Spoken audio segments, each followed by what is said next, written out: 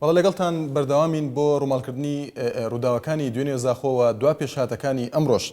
بەڵێ خالید ئەحمەد کارگێری لقی یەکی پارتی دموکراتی کوردستان لە دهۆک ئەوەی ڕاگەیاندبوو کە هیچ کەسێک دەستگیر نەکراوە لە پاش ئەو ڕووداوانەوە و ئەوەشی وت کە چەند کەسێک بانگهێش کرابوون بۆ ئەوەی هەندێک زانیاریان لێ وەربگیرێت وە خۆی وتی هەروەها ئاماژەی بۆشدا کە ئەو ڕووداوانە ئەو خۆپیشاندانانە کارێکی ڕێکخراو بوون و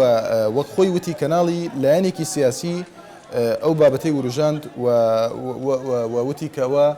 وای کرد کە ئەو تێکدانە و خۆی وتی کارێکی پیرۆز بوو بە پێی لێدوانی خالید ئەحمەد کە کارگەڕی لقی یەکی پارتی دیموکراتی کوردستانە لە دهۆک.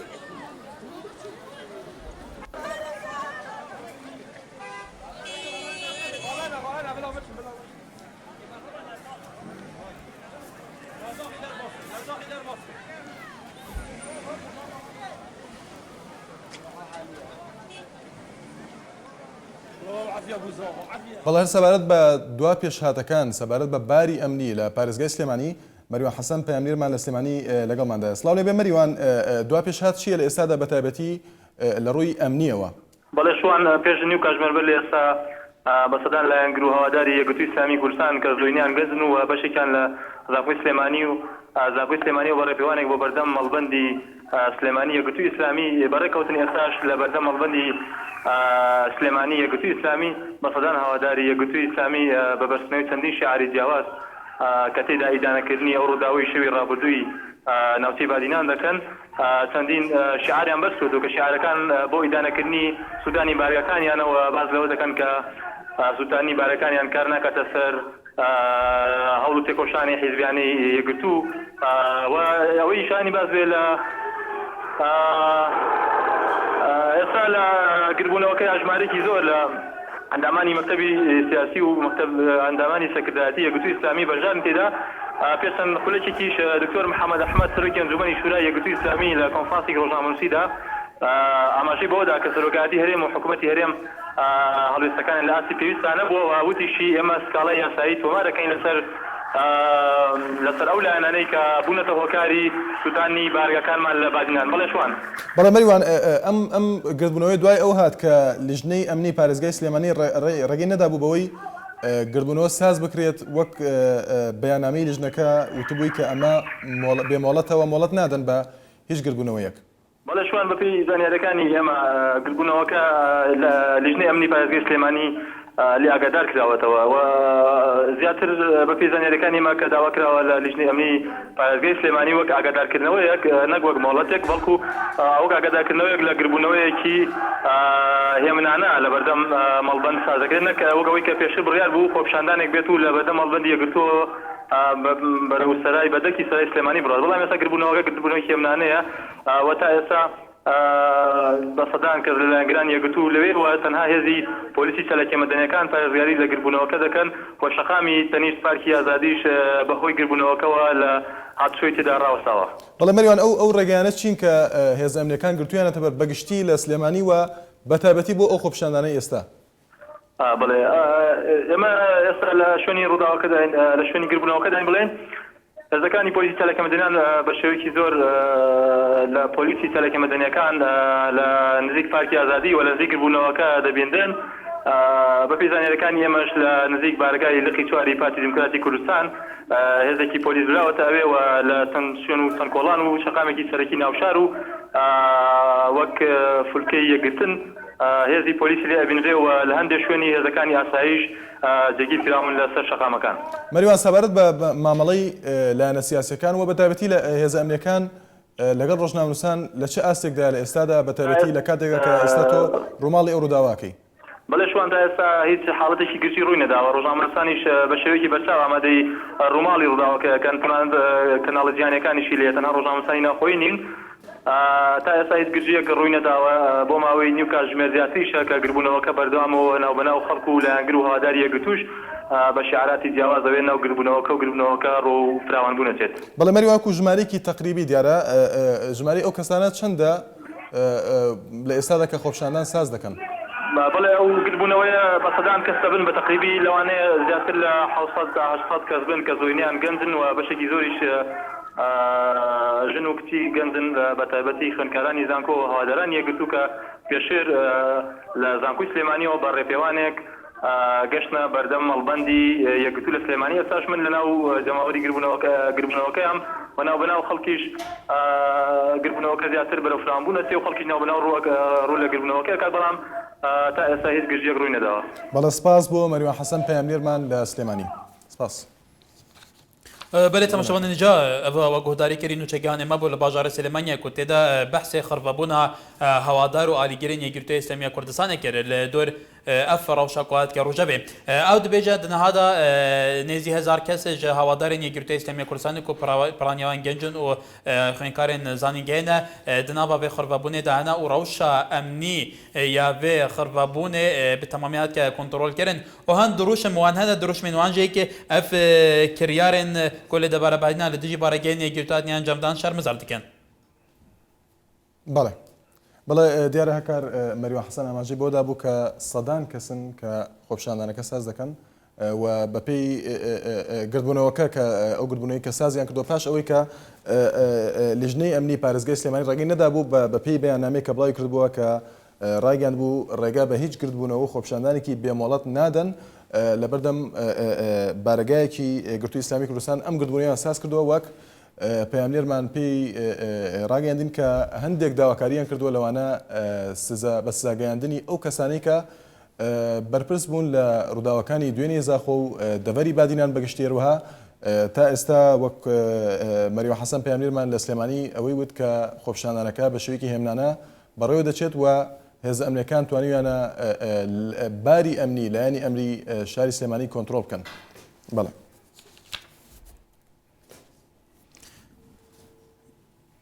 بله تماشاوان نجا پشتی وینا برای جاردن بردامی لسر و گواسنا داوی بو یارو پیشاتان لدو راشا دبره بهدینان دگل مبن.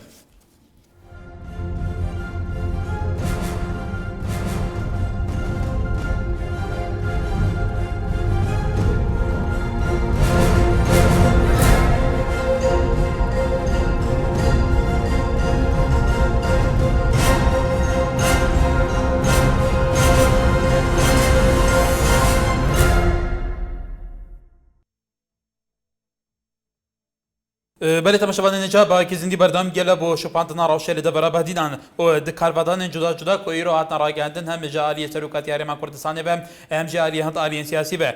و د کاربادان کی جدا سعد احمد پیر اندام مکتب سیاسی کتیان اجتماعی کردستان کو ده همان دم ده برپرس مالبند چاره رخصتن بهدینان کتیان اجتماعی کردستان لدوکه بو سازیان راگندن گوتی براستی اف آریشو کیشن دوی لزاخو سمیل دوکه قصرو که سرحال داین یا نه چاوری کریبو جهه داخله کو اف کارن خراب دیف خدا هلنا جبر کو ام د جواکه که سیویل دا د جینو سیستم دموکراسی بکار دینین و آزادی ل دیف بریار و یاسین هات که دسته برکرین تجاوز لسر آزادی ولاتیان کو د بجا کار که خرابه و به هر اوای که به و زور جهه داخله کو ضرر و زیان مادی زور دگینو و چندین پلیس و آسایش ولاتی توش برینداری و زحمت بنو و دی بیا ویدا از بینم او کار که نباشه پید وی بل کلینایا و سرو کریم کردستان بریار ده کو به هیری و کلین لسر وی بابتی بیکرن و عمل لسر دابش کرنو و حالویستا لسر وی بابتی ریکینو او ده بو انجام لکولین هلین هر وها سعدی پیرا گوجی بگشتی داخل جخل که دوی که دکین دز درجه لسر مال هفدون نکن به تو آوایی که بزاوی بدین یک ریزیا ملت کرد بپارزین. بله بینار بارزکان هر سبارتی کاردانوی جاجکان لسر او بو یارو پیشاتانه لدوری بعدینان هاتو تاروجبه و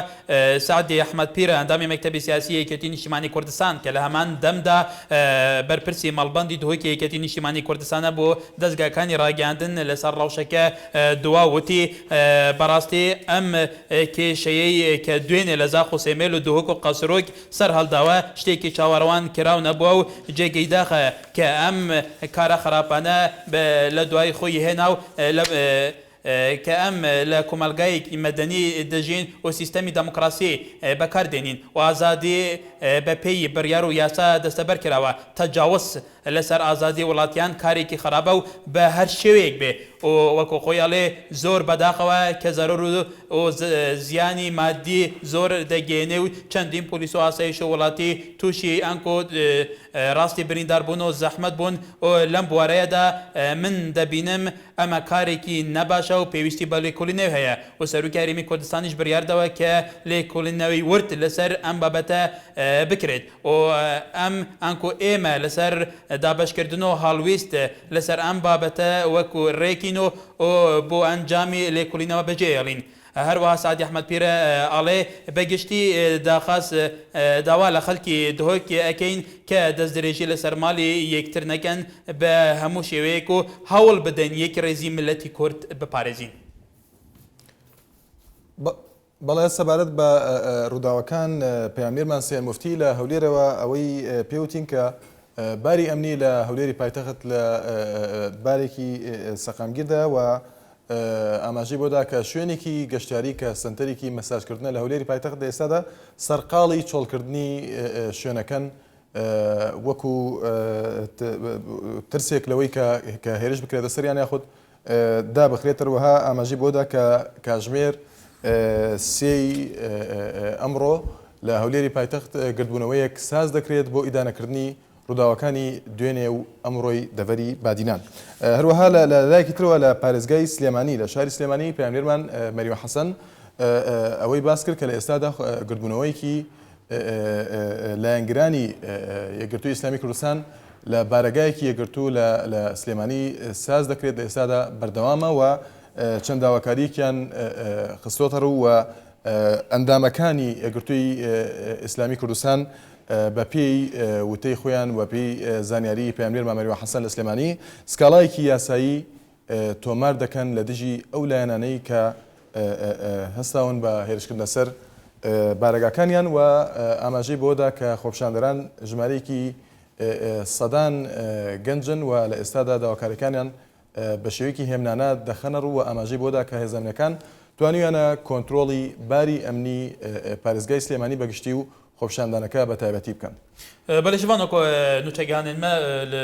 باژارە دووکێ تەکەسکردین کۆ دنهادا ڕاوشە لە دووکێژێکی ژاریە زیینەوە لە کاریەبە بە تەمامی هاتیە کۆنتترۆلکردن وە کۆتەژی گوتی لە باژارە سلێمانی تەماشەبانە نێژا نێزی هزار کەسان کۆ چەند سەد کەسێک دخڕبابوونێکێدا پێکانینە بۆ وەکو ئالیگەرن یەکگرتووی ئیسلامی کوردستانێ بۆ دەربڕینە هەستێخوا لە دژی ئەوان بوێرین لە دەبارە بەهدینا لە دژی بارەگەێنوان هاتیان ئەنجامدان لە باژارە هەولێرژی وەکو پەیامنەرێمە لەوەر دایە خۆیەکردن لە دەمژمێر سێی ئیرۆ خڕبابوونێکە جەماوەری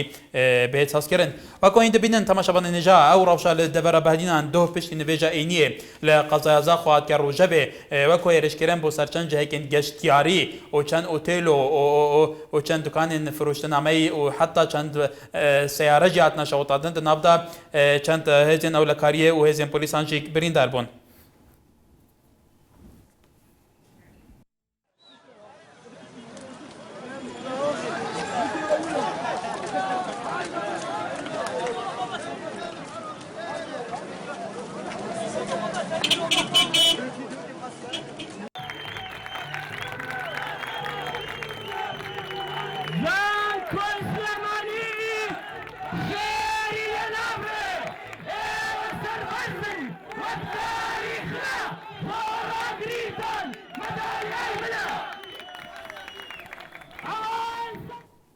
بەڵە بەرەزان ئەو دیمەرانەی کە دەبینین گردبوونەوەکەی ئێستای شاری سلێمانی کە لەلایەن لایەنگرانی یەکگرتووی ئیسلامی کوردستانەوە ساز دەکرێت و دەبینین لە نزیک بارەگایەکی ئەو پارتە ئەو گردبوونەوەی ساز کراوە و وەک پەیامبەرمان ئاماژەی پێدا وەک دەبینین لە وێنەکاندا چەندین داواکاری خراوەتە ڕوو و هەروەها ئەو ڕووداوانە ئیدانە کراون بە تایبەتی هێرشکردنە سەر بارەگاکانی یەکگرتووی ئیسلامی کوردستان و بەپێی وتەی پەیامبەرمان سکاڵایەکی یاسایی تۆمار دەکرێت لەسەر ئەو کەسانی کە بەرپرسن لە ڕووداوەکانی دوێنێ بەجێتان دێڵین بۆ ئەوەی چەند خولەکێک ببینین لە وێنانەی گردبوونەوەکەی شاری سلێمانی.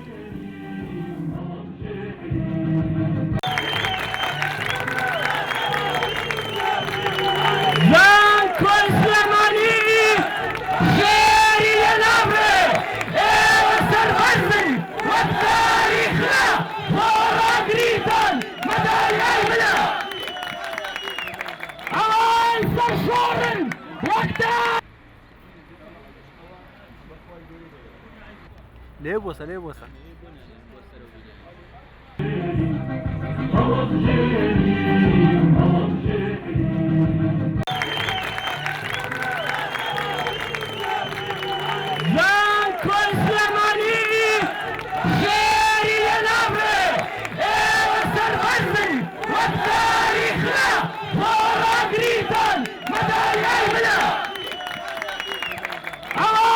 سرشورن وقتا ليبوسا ليبوسا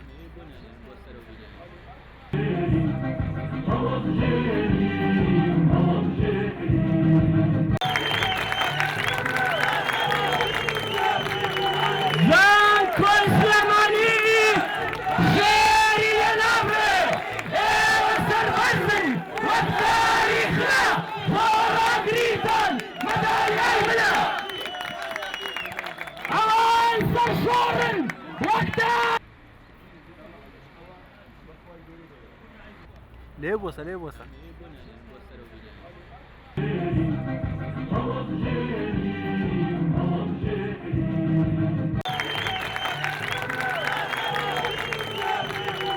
زان كل سليماني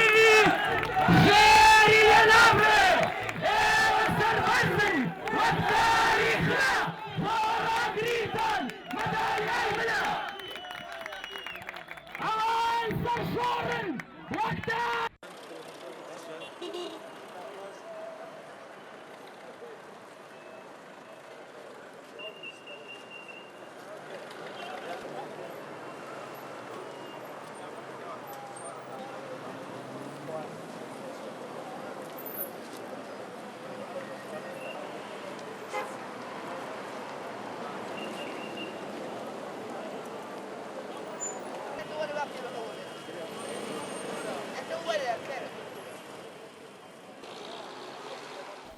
بله تماشاوان اینجا نها به آقای کراسخو انوری حاج عثمان جگیری وزیر پیشمرگ حکومت هرم کردستان دیگر می ام کتاب باش که انور اکره او ببینران تاکید کی تو کله است و کوتره هزی پیشمرگ کردستان لحالتی آمده باشیده لسر او شکل دبری بعدین حتی تعاروا الو بله که انور ام کتاب باش که او پرسیاری کمان اویه آیا استا هزی پیشمرگ کردستان لحالتی آمده باشیده یا لسر او روشی که لدبری بعدین هاتو تروجه باوا کارتان باز جارا بداخو دوینه بینیمان که دەوروبەری داخۆ و لە دۆک و لە سمێرە و جێگانە شتێکی غەریب و ناخۆش ڕووی دا کە ئەمە جێگەی خەمە بۆ هەموو لایەک بەڕاستی خۆزگە و شتانە نەبووایەوە ئەم میلەتە بەدبەختەی ئێمە ڕۆژێک بەهاتایە کە بەهێمنی ژیانی خۆی بەردەوام کردایە بەڵام بەداخۆ ئەوە بینین هەموو ساڵێک جارێ هەموو مانگە جارێک ئەم شتانە لە ناوخۆ ڕوئەدا بەڵێ ئێمە وەک هێزی پێشمەرگەی کوردستان وەکو یەکەکانی وەزارەتی پێشمەرگە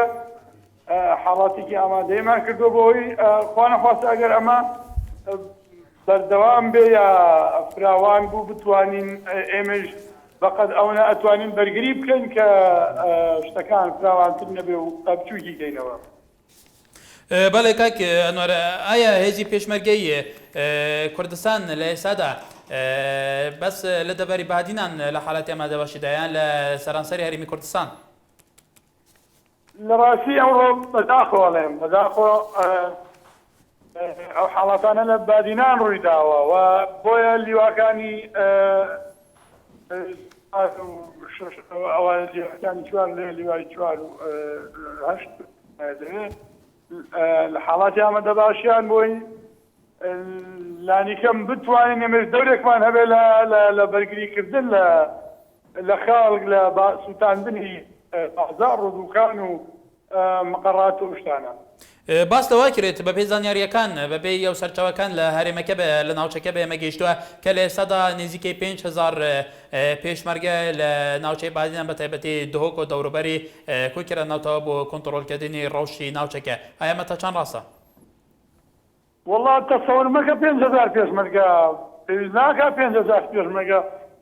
کۆکرابێتەوە لەوێ بەڵام خۆی لەوێ ئێمە دوو لیوای پیادەی وەزارەتی پێشمەرگە لەو مەنتەقەن تەسەورەکەم فەوجێک یا یەکیان خستە حاڵاتی ئامادەباشی لەوێ پێویست ناکە ئەو هەموو هێزە دەکرێت بەڵام مەداخەوە جارێکی ترەڵێم خۆزگە ئەو حاڵاتانەمان نەبینیایە نەبیستایە ئێمەش وەکو سیاسەت و پلانی وەزارەتی پێشمەرگەمانوێت دەورێک ببینین لەوێ کە لانی کەم دوکان و بازارە کەمتر سووتێ یا کەمتر دەنگی وڵاتەکەمان بە خراپی بڵاو بێتەوە. بەڵێ کەنوەر لە ئێستاداە ئەرکی هێزی پێشمەرگی کوردستان کە بێگومان لە ناوچەدا بەڕاوەکانی کۆمەڵی کێشە لەو ناوچان هەیە ئایا ئەرکی هێزی پێشمەرگی کوردستان لە ئێستادا بەس پاراستنی شوێنە گەشتیاریەکان ناو شوێنانەیە کە تەهدیدی هێرشکردنە سەریان هەیە ئەن ئەرکی تریش لەسەرشانە؟ لە ڕاستی بەداخۆ خۆزگا من وتم ینی ئێمە وەکو کورد بە هەموو حیزبەکانەوە مەسئولیەتێکی تاریخی و گەورە لە بەردەممانە ئەویش بەشێک لە هەرێمەکەمان تا ئێستا مەسیری ڕوون نییە خۆزگا هێزەکانمان هەموو بۆ ئەو ناوچانە ئامادە بکردایە بەڵام بەداخۆ بینیمان دوێنێ یا ئەو شەو کە لە ناوچەی بادینان و بەتایبەت لە زاخ و لە دۆک و لەو جێگانە ئەو حاڵاتە ڕوویدا بۆیە بەداخۆ بێ لەوێ قووەتێک ئامادەکەین کە وەکوتم جارێکی تر بتوانین وەک وەزارەتی پەروەردگار دەورێکی بێلایەنانە لەوێ بتوانین بەرگری لەو حاڵاتانە بکەین. بەڵێ ئەنوەری حاجی عوسمان بریکاری وەزارەتی پێشمەرگە دەمەوێت بپرسم لە دوای ڕووداوەکانی دوێنێ لە هیچ ناوچەیەکی تری کوردستاندا هیچ پێشهاتێک تاکو ئێستا تۆمار کراوە؟ لە ڕاستی بە گوێرەی ئەو معلوماتانەی ئێمە لە یەکەکانی وەزارەتەوە پێمانەگاوە لە ڕێگەی دۆستانی دریشەوە سپاس بەخوای گەورە تا ئێستا پێم وایە شتێکی وان نییە دیارە ڕەنگە وەکو احتیاتێک ئێمە هێزەکانمان ئامادەکردوون ئینشەڵڵا نابێ بەڵام دەبێ ئێمە وەکو جێژ وەکو هێزی پێشمەرگە حاڵاتی ئامادەیمان نەبێ بەتۆری مەگرە حەزانی گەلی کورد فرسە پۆزێتەوە و مۆزوعەکان گەورە درکایان کاری ناحەزانە بەجێ بێنێ لە شارەکانی تری. ئایا لە هیچ ناوچەیەکی تری کوردستانەوە هێزی پێشمەرگە هێنراوەتە ناوشاری سلێمانی بۆ پاراستنی ئەمنیەتی ناوشار وەک لە هەندێک سەرچاوە باز دەکەن کە لە دەرەوەی سلێمانیەوە هێز ڕەوانی سلێمانی کرابێت بۆ پاراستنی ئەمنیەت لێرە؟ بەداخۆ ینی نەکبەتی ئەم میلەتەی ئێمە ئەوەیە یعنی ئێستا حیزبەکان کە حاڵاتی ڕوو ئەدا مۆزوعەکە بەجارێک ئەوە بەو شێوە ئەزڕێن کە ئەنەما ئەوە دنیا وێران بووە من نازانم پرسم ینی بۆ هێز بێ بۆ سلێمانی سلێمانی خۆی چەند هێزی باشی هەیەەوە چەند لیوای وەزارەتی پێشمەرگە و یەکەی هەفتایی لەوێ هەیەەوە ئاسایش و شوڕتەی زۆری لێ ئیتر هیچ پێویست ناکە قواتی محافەزە و جێگەکانی تر بەڕێ بکەین بۆ ئەوێ ناوەڵا بە دڵنیایی وەشتیوانیە لە منی وەرگرەکە هێز بەڕێ نەکراوە بۆ سلێمانی.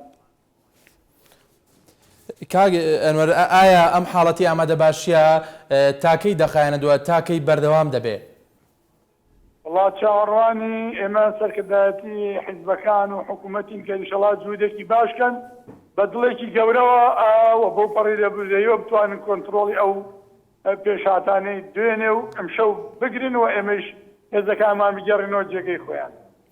ئەو لیژنە ئەمنی کە پێگەێنراوە ئایا کێ سەرپەرشتی لیژنەکە ئاکاوە فەرمان لە کێوە وەردەگرن؟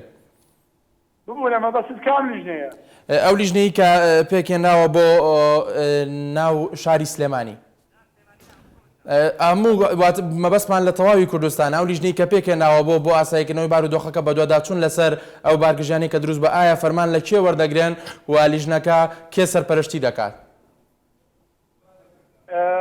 ئێمە وەکو وەزارەتی پێشمەرگە فەرمانەکان لە وەزارەتەوە دەرەچین و وەکو پێم و دیجارێکی تر وهی نیەتی ئێمە پلانی ئێمە ئەوەیە کە بتوانین لانیکەم هاوکاری خەڵکی دڵسۆزی ئەم وڵاتە بکەین کە نێڵین دەرەر بە هەم دام و دەستگای حکوومەت و هەم حیزبەکان و هەم بەتایبەت خەڵکی هاوڵاتی کە بە ملیۆنەها پارەیان ئێستا لە ناو مەغزەن و لە ناو بازاڕەکانیان هەیە جا لە ئاڵتونەوە بگرێت تا هەر بابەتێکی تر ئەوە لەلایە بە نسبەتی لیژنەی باڵای ڕاستی من لە ئیعلامەکان و شاشە تەلەڤیزیۆنەکانەوە بینیم کە پێشنیار کراوە لیژنەیەکی باڵا دروست بکرێ بۆ چارەسەرکردنی ئەو کێشانەوە دڵنیایش میشەڵا چارەسەرەکرێ سەرکردایەتی سیاسی کورد ئەزمون و تەجروبەی باشیان هەیە و ئینشەڵڵا لەوە گەورەترن کە بتوانن بەرگرینە و مەسەلە بکەن و کێشەکان گەورەتر نەبێت. بەڵێ سوپاس بۆ ئەنوەری حاجی عوسمان بریکاری وەزارەتی پێشمەرگەی حکوومەتی هەرێمی کوردستان ڕاستەوخۆ لە سەرێڵی تەلەفۆن لەگەڵمان بۆ سوپاس بێتەوە.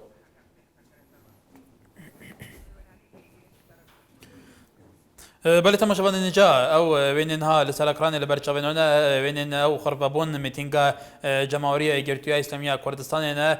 یا بازار سلیمانیه کو دنها دا به دست مگیشتن و کو تزانین لدور اوان پیشاتن دبر بعدی ناچه بونه کو سرانجام هنت بارگین گرتوی اسلامی کردستان جیک لور ضرر من بون لبازار سلیمانی اندام و آلیگرین و پارتیه خربابونه که جمهوری ساز کردن و کو اف پانکارتا لسر اکرانی لبرچاوی ویه بو چاهد که در برینا هستی خواه لدوروان پیشاتین کل هم بر بارگهن وان لدبرا بهینان هات یارو جبه هر وها انوری حاج عثمان جیگیری وزیر انکو بریکار وزارت پیشمرگی حکومت هرم کردستان و گهداری کری بو انارتی تکس کر کو او ده حول دانه بو روش به تمامی بیت کنترل کردن و هزا پیشمرگی لدو که هات که بنجی کردن بو روش بشوپینا و روش بیت کنترل کردن هر وها او نها لهوچ دبرا کدنی هرم کردستان جبلی وان هند دبرین کو دو او بویر او پیشال چبون چه دورنده راستی چه آرشین و هنه بونه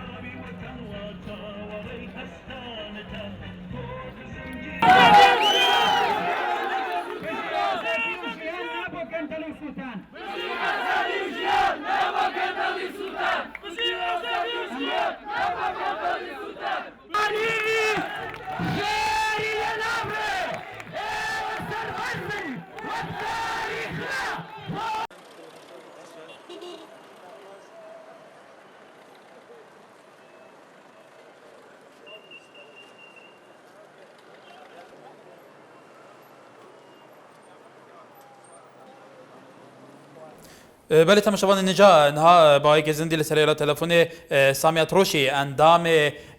بر پارلمان عراق لسر لیسته گرتوی اسلامی کردستان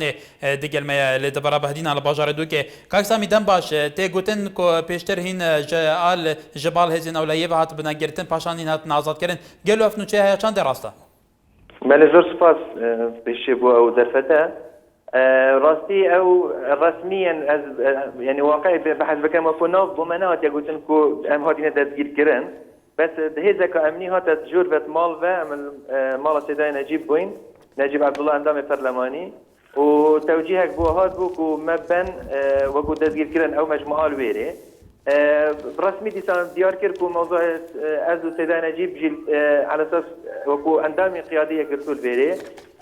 معنيين بالتسجيل كردن بس وابيتي هني بينا كردن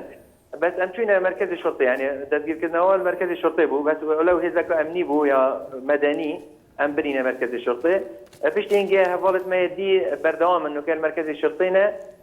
وام بتني ازو سيداي نجيب رخصتها دائما ومزفرين هذا اما ايديها هاتنا تسجيل كردن بونو ك چهار برامل ویره هنه هاتینه دزگیر کنو کو قیاده بله کاک سامی وکون تو بیجون گازی کر بین مرکز شرطی انکو ریبه برات که پلیسان گلو لور بچه ما بس که این گازی کربون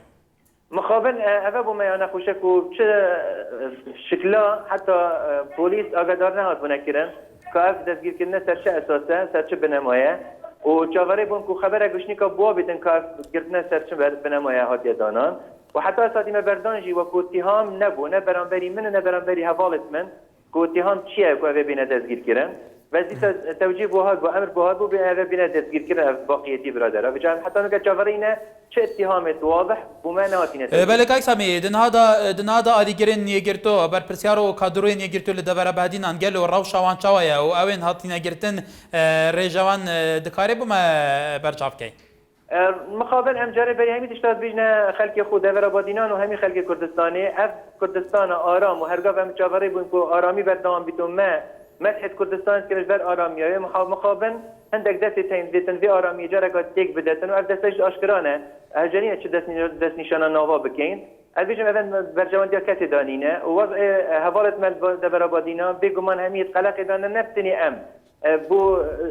ديار كيرن جيب چندين تليفون بوماتينا كيرن الجماورك ما خراجرك وبيجني قشت نه يقرتوه بينما قشت كردت ميل بيري هميل قلبي اجاوينينن قالك انا خوشه ودبر ما ابيت هاتينا قرتن طبعا ابي مال هاتينا قرتن تقريبا 10 كاس هاتينا قرتن حتى انها وجبري بيجي چندين كاس البدر كي بارگاي هاتنا قرتن هم متفق بوين و بيجنا هفالت خوجي البد بارگاي نراوستن داجا بردان نبي بلا قاسمي عندك دزگهت ناف جلكي مدني البروين نظن كيناجي هفالت ما برينجي حتى انه كان نظن شينوارت والكيده بلا جبلي كوكول سركرانا جيكي مديتي بارگاي مالبند سي گرتو حتى شوطاندن لي زرارن جاني گلو او كسنت نافا في مالبندي دابون زرارن جانين علي جرينو چابو الحمد لله حتى انه كاتش ضرر الجياني نبوينا نبو يتما نبو كسيدي نبو يتني هر جيان ودفيجن ضرر مادي بوينا حتى انه كهات يراقبتن هي فيش كان الشجار الجماهير اخو هميه كردستاني كل قلبي كريار قالك التند راوستن تنديل قلب راوستن وهب اجواها براوستين شو كنت مصلحته برجان ديال كاسي دانين نبدا صلاتي نب اوبوزيسيوني ونا جماهير مي كرد چونکو ام بیجن ام همین بیت ملتکی مدنی اف کریاری تکرم دعوه که بیتن داخازی که جه بیتن مدنی بیتکرن اما اف کریاری سندی بله آیا گرتی من آنگل خلکی بیتن ام ادانت و پیزانین بر وقت هبون لدوی که کد ایرش بسر مالبندیوه بکرین گلو اگر فرشات انجام دان و گوتود بیجی کمک کسان لپش بون آیا هزین اولهیه لدوی که آسایش پلیس و هیدار کرن آیا هلوستیان چه بول لسر پاراسنا اولهیه بارگه و دیدنا من كانت الخمية كهاتيا كنش لا عندك دزقها فأفاجي بشتين جبتن بيتا تحقيقك بيتا ديفشونك بو بيتا كرن كاكينا أبيت كو تقديري هاتيا كرن چونكو ما هيزا كوطا هيت ولاتي مدى وهر وسط باجير مدى بشيتن عندك فراسنا عندك دزقها بكن شد دكانت خلقية ما كردستان بن انجي بارگاه که رسمی بیتن حکومی بیتن انجي حزبی بیتن و ما هورت خطب عن لاين فيواندي دار و برفرس مالبنديه ادغان دينا ديسان مؤسسات فيواندي دار و في بابتي بس بديت نامن او خمجينا هات يا خارن و بدرستي فراسنا چه بارگاه گرتی بتکرن انجي حتى فراسنا او جهات دي کو بتاتنا صوتا بينكرن بلك سميد هذا قاف روشل الدبر بينات كبيش قالوا هناك يجرتا اسلاميه كردستان يكون هوا كل سلكران فينين هاتو تبني او خربابونا جماوريه يا عندما على جيرين يجرتو لباجار سليمانيه لامبر مالبندي قالوا لباجار دوكي لزاخو الدبر بادنان وانها تو عرفتك وهي كل ورجك خربابون جماوري هلو استقوا عندما على جيرين يجرتو لسيرفر روشات كبيش نشان بدن هذا بريار سركرداتي بتراستي اساسا في بريار از بدن بس بوتشون من توجه اذانينا كوتش كومبونا عم بكين اكو يقول بس تو بيشات انا وكتب ببيني ديتنا من انه ها الدهوك والزاخو ام اكو يقرتو اسلامي كردستان ما نيتني تجمهر بكين كومبونا بكين چگو دیار دیسا هندک کسات بیتن فوانا و کمبونا هندک کریار دیجی بکن و آجاوی بردام کنن و تیگدانه که بردام بکن منویت ام ببینن ریک بو هندک کسی دیت کو بین خرابی بکن ابناوی و کمبونا هندک کریار دیت خرابی بکن بله سمیت روشی اندام برای پارلمان عراق لسر لیستای گرتو کنال باجار دو که با یک راستا خوراوش بمشوبان گلی سپاس بود تبریبونات تماشاوان نجا لسر وگواستان دای بویرو پیشاتان سبارتی وان او بویرین کل دبر بهدینان ده قومین و ده شفجی بگمان لسمیل و باجار دو که و لقصرو که جی بارگین یگرتو اسمی کردستان تشاوتان دجبلی هرش کردن بسر جه گنگشکاری و ینگشتو گزاری و تیلو و برینداربون چندی ولاتیان هزین آسایش و پلیسه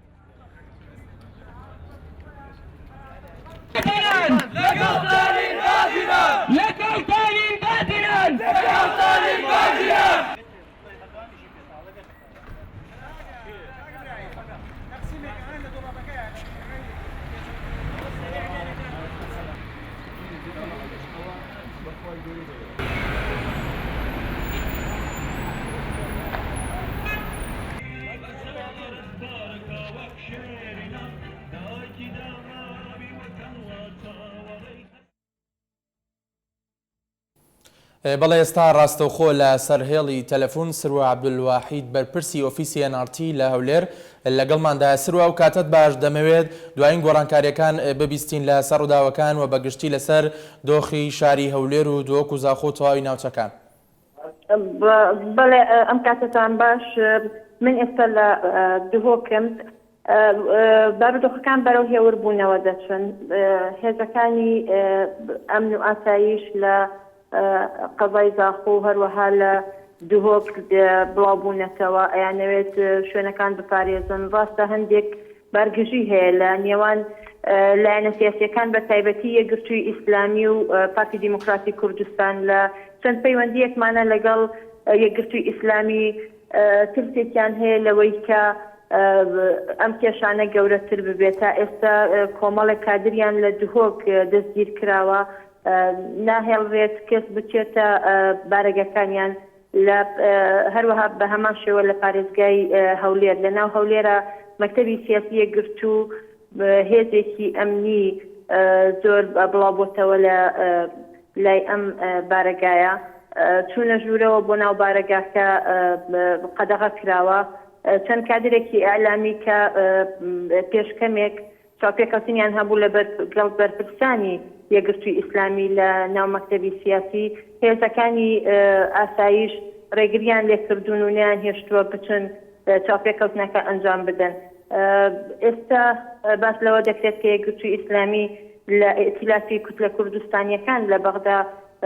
بکشێتەوە ئەگەر هاتوو ئەم کێشانە چارەسەر نەکرێت. بەڵێ سروە وەک باست کرد لە ئێستای بارگژیەکە لە نێوان یەکگرتووی ئیسلامی پارتی دیموکراتی کوردستاندا و پێشتریش وەک ئەمینداری گشتی یەکگرتووی ئیسلامی ئاماژەی پێکرد لە قسەکانیدا کە ئەوان پارتی دیموکراتی کوردستان بە تایبەت بەرپرس دەزان. ئایا لە ئێستادا پێ دوایە هیچ دانوستاندنێک هیچ کۆبوونەوەیەکە بێت بۆ ئاساییکردنەوەی بارودۆخەکە بە تایبەت لە نێوان یەکگرتووی ئیسلامی و پارتی دیموکراتی کوردستانیان پێ دوایە بارگژیەکان زیاتر درێژا کێشێ؟ تا ئێستا هیچ بڕیارێک نییە بۆ کۆبوونەوە. تا ئێستا هیچ نە یەکگرتووی ئیسلامی نە پارتی دیموکراتی کوردستان داوای سازدانی یاخود ئەنجامدانی کۆبوونەوەیان نەکردووە لە نێوانیاندا. ئێستا بە هەوڵەکانی پارتی دیموکراتی کوردستان بە تایبەت بۆ ئەوەیە کە بارودۆخەکەی دهۆک هادئ ببێتەوە. خۆتان نەزانن کە دهۆک شوێنێکی گەشتیاری گرنگە. ئەوانەی کە دوێنێ تووشی هەڕەشە بوون و کە دوکانەکانیان سووتێنراوە زۆربەی زۆری مەسیحیەکانن کە لە هەرێمی کوردستان بەو بەناوبانگن کە لێرە ژیانیان پارێزراوە، کە لێرە گرنگیەکی زیاتریان پێدەدرێ و لە پارێزگاکانی تری عێراقەوە هەڵدێن بۆ کوردستان. ئێستا وەزعی ئەمنی ئەمانیش لە بەخەتەرایە و ترسێکیان لا دروست بووە. لەگەڵ چەند کەسێک لەوانە قسەمانە کرد ئەمڕۆ باسییان لەو ترسە دەکرد کە ئەوەند ئێمە نازانین ئیتر بەرەو کێ بڕۆین کە لێرەش وەزعمان خراپ بێت. وەزعی ئابووری لە هەرێمی کوردستاندا تێک دەچێت، وەزعی گەشتیاری تێک دەچێت ئەگەر بێت و ئەم بارگرژی نێوان ئەم دوو لایەنە بەردەوام بێت و کاریگەری هەبێت لایەنی تر بیقۆزێتەوە بۆ ئەوەی کە بەردەوام بێت لە مەسەلەی سوتاندنی شوێنە گەشتیاری گشتیەکاندا. چەند هاوڵاتیەک لە دهۆک ئاماژەیان بەوە کرد کە ئەمە بە تەنها یەکگرتووی ئیسلامی یاخود پارتی دیموکراتی کوردستان بەرپرس نین لەم کێشەی کە دروست بووە. چەند لایەنێکی تر لە دەستیان تای هەیە ئاماژەیان بۆ بوونی بەعسیەکانە کرد کە ڕەنگە دەستیان هەبوو بێت لە گەورەکردنی ئەم مەسەلەیە کە ئەمەش بۆ خۆی پرسیارێکە ئایا تا ئێستا بەعسیەکان لێرە خەلایەن هەیە و ماوەتەوە کە بتوانن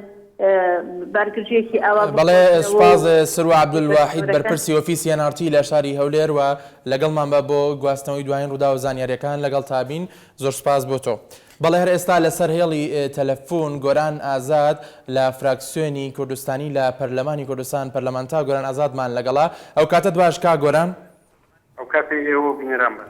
بەڵێ دەمەوێت بپرسم هەڵوێستی پەرلەمانی کوردستان بەرامبەر بەو ڕوودا و بارگژیانی کە لە دوێنێەوە تاکو ئێستا ڕۆیان داوە چی دەبێت؟ دیارە ڕووداوەکان سەرەتانە لە ڕوودان کە ڕوویداوە و تاوەکو ئێستا 24 ساعت تێپەڕیوە بەسەر حەدەسەکاندا و خۆتان دەزان ئەم دوو ڕۆژەش پشوو بووە و پەرلەمانی کوردستان بۆ ئەم حالەتانە هەر حالەتێکی نەخوازرا و کە ڕوو ئەدا کۆبوونەوەیەکی نائاسایی ضرورە ئەنجام بدا بەڵام ئەم کۆبوونەوە نائاساییە لە ڕووی یاسای ڕێو شوێنی خۆی هەیە کە پێویستە یاداشتێک لەیان ژمارەیە پەرلەمانتار بنووسرێەوە واژوی بۆ بێتەوە پێشکەشی سەرۆکاتی پەرلەمان بکرێ و سەرۆکاتی پەرلەمان بڕیار لەسەر دیاریکردنی کاتێکدا ئەم بۆ ئەم کۆبوونەوەی نائاساییە و ئەندامان لێ ئاگادار بکەنەوە بۆ مەبەستە ئێستا یاداشتەکە شتێک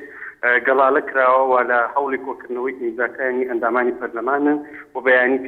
کە ئیمزاکان تەواو پێشکەشی سەرۆکاتی پەرلەمان دەکرێت بۆی لە نزیکترین وادەدا کۆبوونەوەیەک ببەستێ بۆ ئەم بارودۆخە نەخوازراوەی هاتوۆتە پێشەوە لە هەرێمی. بەڵێ وەک باسە دەگەر ئایا ئەو کۆبوونەوە نائاساییە بەتەنیا لەسەر داوای فراکسیۆنی یەکگرتوویان فراکسیۆنی ئۆپۆزیسیۆن تاوی پەرلەمانتارانی کوردستانە؟ نعم پێم وایە بارودۆخەی هاتوۆتە پێشەوە تەنها خەتەرێک نییە بۆ سەر یەکگرتووە یاخود خەتەرێک نییە بۆ سەر ئۆپۆزیسیۆن یاخود هەر حیزبێکی سیاسی کە تۆ ناوی ئەهێنێ بەڵکو بارودۆخێکە مەترسیەکان بۆ سەر ژیانی هەموو هەرێمی کوردستانەوە بۆ لە کەدارکردنی ناوبانجی هەرێمی کوردستانە و ئەم ڕووداوانەی ڕووداوین دوو دیون دیوێکیان بریتێ لەوەی کەوا زەرەر بە بارودۆخی هەرێمی کوردستان دەگەێنێت کە ئێمە دوای ئەم قۆناغە پێشکەوتنە لەوەی کە ئێمە باوەڕمان بە ئازادی بیرروڕا هەیە باوەڕمان بە یەکتر قوبوڵکردن هەیە باوەڕمان بە جیاوازی یەکتری هەیە باوەڕمان بە جیاوازی مەسەب و دین و ئاینەکانی تر هەیە لە هەرێمی کوردستان و خەڵکیشی زۆر لە هەرێمی کوردستان دەکەن بۆ گەشتیاران تازە بە تازە بین پەلاماری شوێنی گەشتیاری و مەی فرۆشتن و مەسافکردن بدرێت کە ئەمانە هیچی شوێنی یاسا نییە بەڵکو هەمویان بە یاسا کراونەتەوە و ئەگەر بڕیارە ئەمانە کاری خراپ بن لە هەرێمی کوردستان ضرورە هەوڵ بدرێت بە یاسا ئەگەر هەیە هەوڵێک بدرێ بۆ قەدەغەکردنیان و یاخود بۆ مناقەشەکردنیان یاخود بۆ دۆزینەوەی ڕێگە چارەیە بۆ ئەوەی ئەگەر بۆتە هۆی تێکدانی ژیانی هاوڵاتیان بۆتە هۆی تێکدانی کۆمەلگای بەم شێوازە ناکەوکەوە ناوبانجی هەرێمی کوردستان دەکەدارکاتن لەسەر ئیعازی کە وەک باز دەکرێت دارێک هۆکارەکانی پشت پەردە بۆ ئێمە و بۆ زۆرنیە بە هەندانی مامۆستایەکی ئاینیدا ئەگەر وا بێتن بەیانی لە هەموو هاندانێک کە بۆ دیاردەیەکدا هەموو دیاردەیەک و هەموو مؤسسەیەکی ئەم هەرێمە معارەزە لە دوای نوێژی هەینی پەلامەڕی بکرێتە سەرێ و لەناو بچێکە پێم وایە ئەمە دیوی یەکەنی خەتەرەکەی ئەمە دیوی یەکەمە کە پێویستە پەرلەمانی کوردستان و هەموو دام و دەستگاکانی هەرێمی کوردستان قسەی جددی لەسەر بەڵێ کاگۆران سوتانگۆرانەکانە دەمەوێت بپرسمە بە بۆچوونی تۆک پەرلەمانتارێک وە پەرلەمانی کوردستان ئایا ڕێگەچاری سەرەکی بۆ ئەم کێشە و گرجانی کە لە دوێنەوە دروست بوون بە کۆنتڕۆلکردنی وتار و تاربێژی مزگەوتەکانیان بە ڕێگایەکی سیاسیانە دەبێت چارەسەرکەیان چ سەرداوێکەیە کە ببێت هۆی ئەوەی کە بە کەمترین کات و خێراترین کات چارەسەرێک بۆ دۆزرێتەوە بۆ بەرگژیانی کە ڕوویان داوە هەر حەدەسێک ڕوو دەدا دیوێکی زاهریە دیوێکی شاراوەیە بەڕاستی ئێستا دیوە شاراوەکە لای ئێمە ڕوونیە دایمەن دیوی شاراوە بە تەحقیق و بە بەدواداتن و لێکۆڵینەوە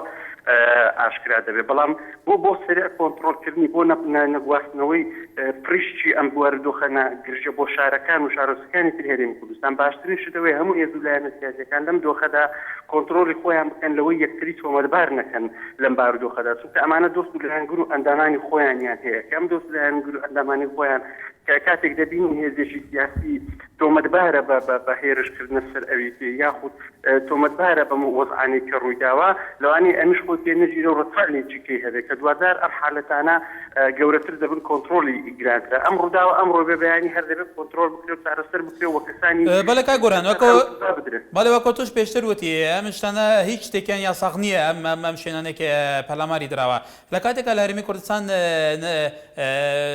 فرەنەتەوەیە ئێسدی هەیە مەسیحەیە چەند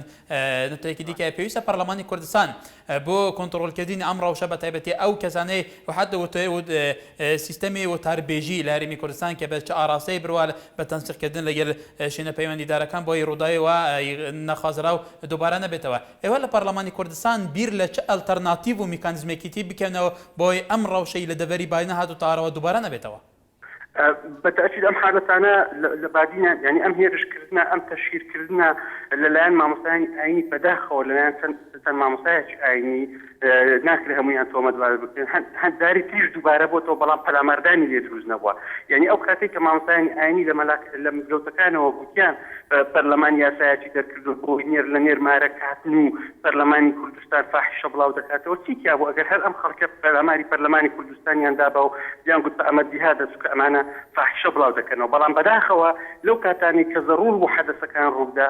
کە ڕوویان دەداتن وەزارەتی ئەوقاف دەبووە ڕێگای تونت و تۆتڵ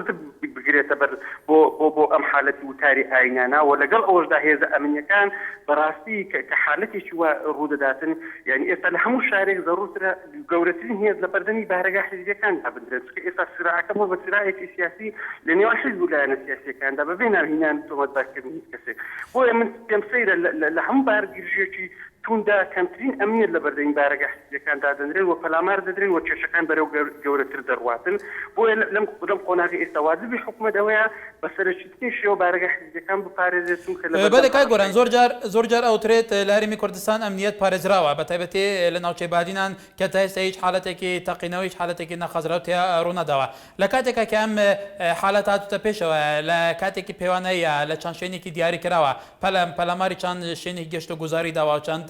دوکانێکی مەی فرۆشتن داوە بێجگەلەوەش 4 بارەگای گرتووی ئیسلامی کوردستان بارەگای سەرەکی لە دۆی لە زاخۆ لەو شوێنانە ئەم بارەگایانە سوتێنراون جێگیری وەزیری پێشمەرگەش پێشتر بۆ هێنارتێ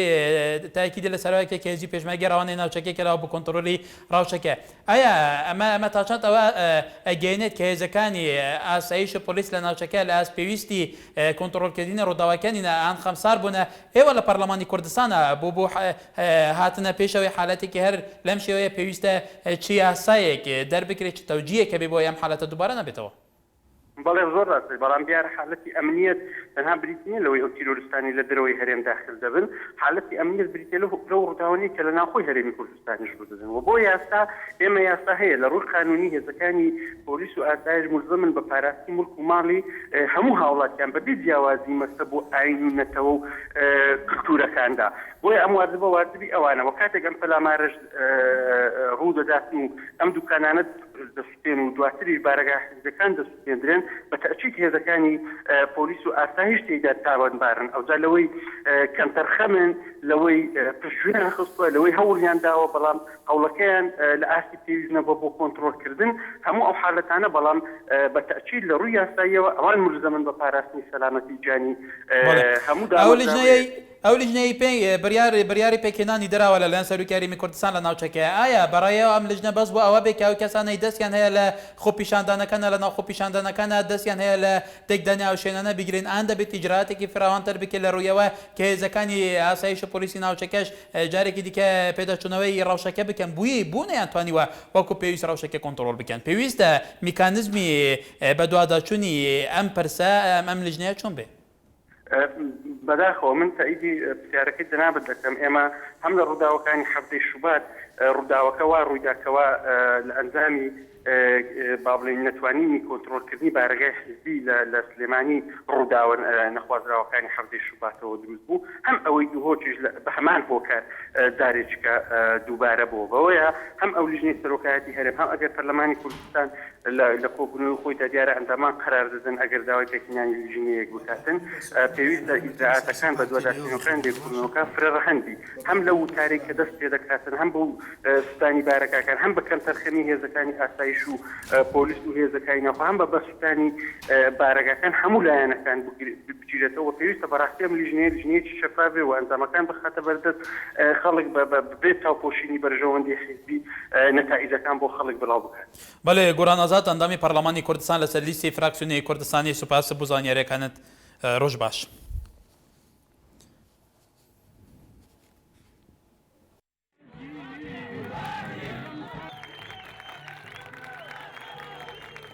خەربەبوونەی ڕۆیە جەماوریە ئەبین بینە خەربەبوونەی ڕۆیە جەماوریە باژارە سلێمانیە ئالیگەر و هەوادارین یەکگرتووی ئیسلامیە کوردستانی بۆ پرۆتستەکردن و ڕەوشە لە دەبەرە بادینان و لە هەمبەری بارەگەهێن vê partiyê هاتیە ئەنجامدان.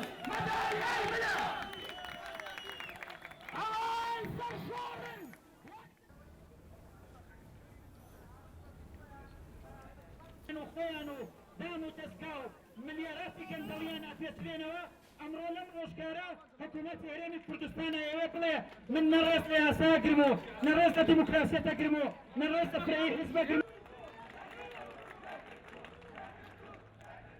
تماشاوان نجا اباین دبینن او کما گوتی قربابونا جمهوری گرتوی اسلامی کردستان ل بازار سلیمانی کو اف وینن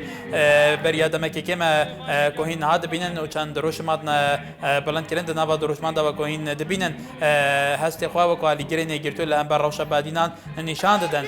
کو اف روش بادینان هات تا آرایب بیتی پشتی نویجینی دهول زاخو دست بکر بو سمیل بو مسیریکی بو نحیا سبه و در بازی دوکه و قصرو که جیبو و کوین دبینن جالیه هزین اولکاریه و پلیسین چالک مدنی چاپ دریا روشتی تکرن و روش هات که کنترل کرن اوا این بینن بازار سلیمانیه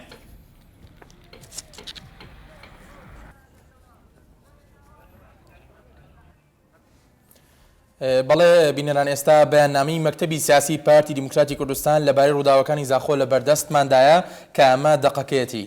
جەماوەری خەڵکی کوردستان ڕۆژی هەینی دوێ مانگە لە شاری زاخۆ پاش فتوای مەلایەک لە نوێژی هەینیدا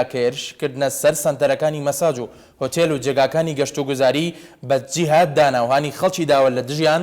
ژمارەیەک یاساشکێن بوونەتە سەر قافڵەی ئاپۆڕای خەڵکانێک و بە شێوەیەکی تێکدەرانە پەلاماری ئەو شوێنانەیان داوە و سەرقافڵەی ئاپۆڕای خەڵکانێک بوون و بە شێوەیەکی تێکدەرانە پەلاماریاندان و سووتاندویانن. دواترم ئاڵۆزیە زوو بە زوو بە هەمان شێوە و ڕەفتار تەشەنەی کرد بۆ سیمێڵ و هەندێک شوێنی تر لەم دەڤەرە ئیتر دەرکەوت ئەم کارە تێکدەرانە کارێکی بەرنامە بۆ داڕژراوە و هێرشبەرانی بۆ ئامادەکراوە و ئامانجەکانیشی دیاریکراون بۆ پەلاماردانی هەموو ئەو شوێنانی کە بە تایبەتی بەرژەوەندی و سەرمایە و ماڵ و مڵکی وڵاتیانی مەسیحی و ئەزیدین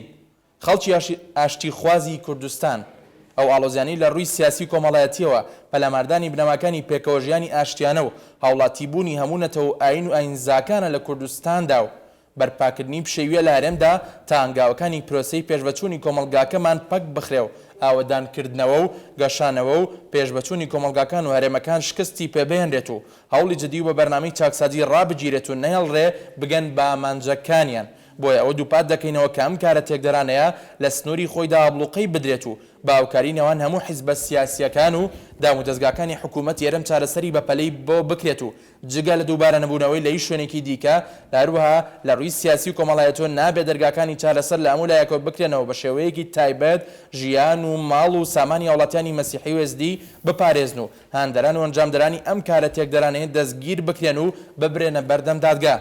ئێمە لە کاتێکدا شێوازی کاردانەوەی یەکگرتووی ئیسلامی ڕەت دەکەینەوە تۆمەتبارکردنی پارتیمان لەلایەن ئەوانەوە جێ قبوڵ نییە و بە دۆدەچوونی بۆ دەکەین و بەرپرسیارەتیەوەیان دەخەی ناستۆ کە داوای لێبوردن لە پارتیمان بکەن و ئەو هەڵمەتیە لە دەستگاکانی ڕاگەیاندنەوە دژی پارتی بەرپایان کردووە هەرچی زۆر ڕای بگرن. هەروایە ئێمە لە مەکتەبی سیاسی پارتی دموکراتی کوردستان پشگیری کارەکانی ئەو لیژنەیە دەکەین کە سەرۆکی هەرێم بڕیاری داوە بۆ لێکۆڵینەوە لەم ڕووداوە پێک بێنرێت و هاوکاری تەواویان دەکەین. هاوکات توانەکانمان تەرخان دەکەین بۆ پاراستنی بنەماکانی دیموکراسی و پێکەوەژیان و ئاوەدانی و پێشکەوتن لە هەرێم و سووربوونمان لەسەر بەردەوام بوونی پرۆسەی چاکسازی دووپات دەکەینەوە. مەکتەبی سیاسی پارتی دیموکراتی کوردستان ڕێکەوتی 3/12/2011. بله تماشاوان نجا ل سردای پیشاتان ل دبر بادینان مکتبا سیاسی پارتیا دموکراتا کردستان تلگرافیک واشاند کو اوجی دقیق تکستاویه تدهاتیه جماوری خلق کردستان روژه اینیه دوی ویم هل بازار زاخو پشتی فتوای مالای که لنبیجا اینیه که هرش بسر سنترین ماساج و هتل و جهن گشت و گذاری و جهن دانو و خلق هندن لدجیوان هجماره که یاساش کنجی بونه سر قافلا آپورا خلقانه که و با آوه که تکدرانه پرلمارا وانجهان دانو و شوطاندن لدیفرف آلوزیا زور لی پیدا بو به همان و رفتار تشنکر بو سمیل و هندک جهن دنیا دبره ایتر خویا بو کو افکار تکدرانه کاره که برنامه بو دارتیا و هرجبر بو هاتی نامده کرنو آمانجیک ین دیاری کرینه بو پلامردانه همو اوان جهن کو به تایبتی برجواندی و سرمایه و مال و ملک هاولاتین مسیحی و ازدینه خەڵکی ئاشتی خوازێ کوردستانê ev alûziya ku ji rûyê siyasî û civakî ve pelamardana binameyên bi havrajiyan aştiyana û hawlatî bûna hemû netewa û ol û aynza li Kurdistanê û berpakirina alûziya li herêmê de û gavên prosesa pêşveçûna civakê me ji kar tixwe avadankirin û geşekirina herêma me şikestê pêtîne û hewlên ciddî û bernamê çeksaziyê radgire û nayê li bigihe armancên xwe lewra ew ê tekez dikeyin ku ev karê têkderana li sunûrê xwe de abloqe bête dan û bi alîkariya navbera hemû hezbên siyasî û saziyên hikûmeta herêmê bê çareserkirina bilez û lezgîn bû bête kirin ji birî dubare nebûnê li tu cihekê din o lêkefta dinya siyasî civakî nebew û dergehên çareserkirinê li hemû ariyekê bê nevekirin bi awayekî taybetî jî jiyan û mal û samanê welatiyên mesîhî û êsidî bête parastin û hander û encamderên vî karê têkderana bêne girtin û bibene hemberî dadgehê em dê demekê de şêwazê karvadanê Yekîtiya İslamî rad dikeyin û tometbarkirina partiya xwe ji aliyê wan cihê qebûlkirina me nîne û bi dîvçûnê bû dikeyin û berpirseretiya wê çendê dixeynisto ku daxwazê lêborînê li partiya me bikin û ev hewa li saziyên ragihanê di jî partiya me berpakirine her çîzoyê bête ragirtin û hemû em li mekteba siyasiya Partiya Demokrata Kurdistanê piştgiriya karên vê lijnê dikin ku serokê herêmê biryar daye bûvekolînê li bûyere bête pêkenûna alîkariya timam dikin hevdem em şiyanên xwe dêhemiya terxan bikin bû parastina binameyên demokrasiyê bi hevrajiyanê û avadaniyê û pêşketinê li herêmê micid me li ser berdewambûna prosesa çaksaziyê tekez dikin Mekteba Siyasiya Partiya Demokrata Kurdistanê 12 2011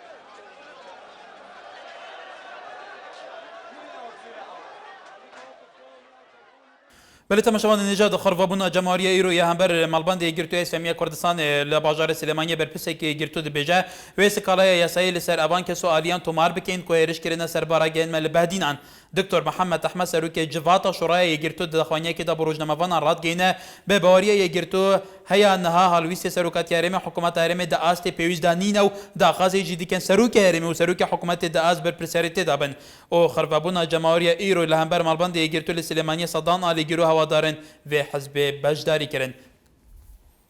اما همون رگایکی یاسایی سیاسی مدنیانه اگرینه بر بۆ ڕێگرتن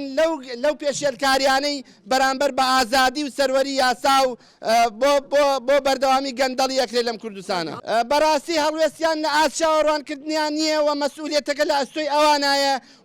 و ئەبوا ئەوان لە پای مەسئولیەتی خۆیان نەبوونایە لەسەر هەموو ئەو کەسانەی کە کەم تەرخەمیان کردووە و لە ئاسی مەسئولی خۆیانە مەسئولیەتی خۆیانە نەبوون داوای یاسایی بەرزەکەینەوە و ڕێگاکانی پەرلەمان و ڕێگای یاسایی لە دژی ئەو کەسانی کە کەم تەرخەم بوون لە ئاسی مەسئولیەتی خۆیان ناگرن لەبەر بله بینەرە نجا دیتی سەرۆکی شورای یەکگرتووی ئیسلامی کوردستانی بوو کە ئەوان گوتی تڤیا ئیجراتین قانونی و جدی بەرامبەر هەمووان کە سوالیان و بەرپرسان بێنەگەرن کۆ لە هەمبەری بەجێئانینە ئەرکێ خوا لە پاراستنا ڕەوشێ لە دەبەرە بەهدینا نەبوون. بەلێم لێنارتی بەردەوامی لەسەر ڕۆمالکردن و بەگواستنا داوی بوویەر و پێشاتان شوپاندنا ڕەوشێ بە تایبەتی لەوان بوویەرین کو دەبەرە بەهدینا هاتی ئۆ لێکدان و کارڤەدانên جودا یەن ئالیەن سیاسی ئالیەن فەرمی لە هەرێما کوردستانی حکوومەتê پەرلەمان سەرۆکاتیە حکوومەتی ئالیەن پەیوەندیدار وەزارەتên پەیوەندیدارên معنی بڤێراشێ تایبەتی پێشمەرگە و ناوخوا هەروەها ئالیەن سیاسی پارتیا دموکراتە کوردستانی یەکێتییا نیشتیمانیە کوردستانی یەکگرتوو کۆماڵ کۆ یەک دیفئێک بەیاننامە و سەرنجێنوان لەسەر ئەکرانا مەبووە برچاف کرد. بله تماشاوان نجا د کاربادانش دا سعدی احمد پیر اندام مکتب سیاسی یەکێتییا نیشتیمانیە کوردستانی کو ده هەمان دەم دا مال بەرپرسێ ماڵبەندێ چارە لە بەهدینان تەکەزیە دکە کو پێویستە ئەو ڕەوشە لە بەهدینان هاتووتێ ڕۆژەوێ ئەف ڕەوشە بهێتە پاراست بهێتە کۆنتڕۆلکردنەوە و جاردن ڕێنەهێتە دان کو ڕەوش بێتە تێکدان و ئازادیین سڤیل ئازادیین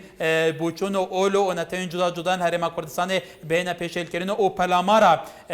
جیên گشتی و ناوەندên بازرگانی و گەشت و گوزارê و یەنین هاوڵاتی وڵاتیان جارەکەدن بە vê ڕەنگی عشوایی بهێتەدان هەموو عالی تەکەزیە لە سەروەیە دکەن کۆ پێویستە ڕەوش بێتە کۆنتڕۆلکردن.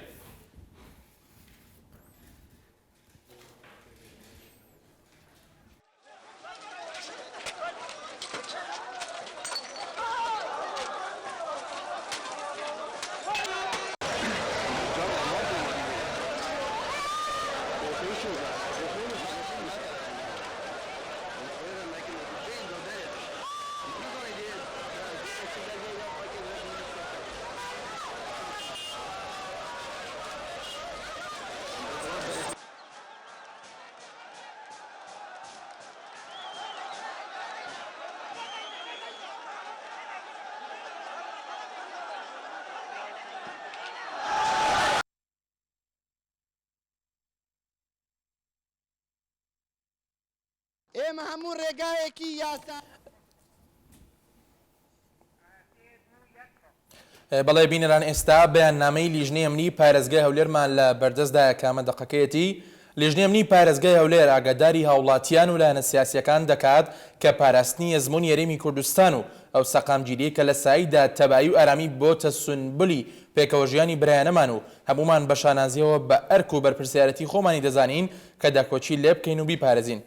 هەر بۆیە بە مەبەستی پێشگرتن لە هەر پێشاتێکی چاوەڕوان نەکرا و هەر گرژی و ئاڵۆزیەک لیژنەی ئەمنی پارێزگای هەولێر ڕێگە بە هیچ جۆرە خۆپیشاندان و گربوونەوەیەکی بێمەڵەت نادا کار لایەک بێ ئەنجامی بدا. داوەش لە خەڵکی خۆشەویستی شاری هەولێری پایتەخت و دەوروبەری دەکەین کاوکار و پشتیوانمان بن بۆ پاراستنی ئارامی سەقامگیری پایتەخت و ڕەوشی یاسوودەیی و یاسا پارێزی. داواش لە مولایەنە سیاسیەکان دەکەین کاوکاریمان بکەن و بەجانی هەمیشەی بەرپرسانە و نیشتیمان پەروەری و خوێنەوەی بابەتیانە هەڵسوکەوت بکەن بۆ پاراستنی تەبایی و ڕەوشی سەقامگیری.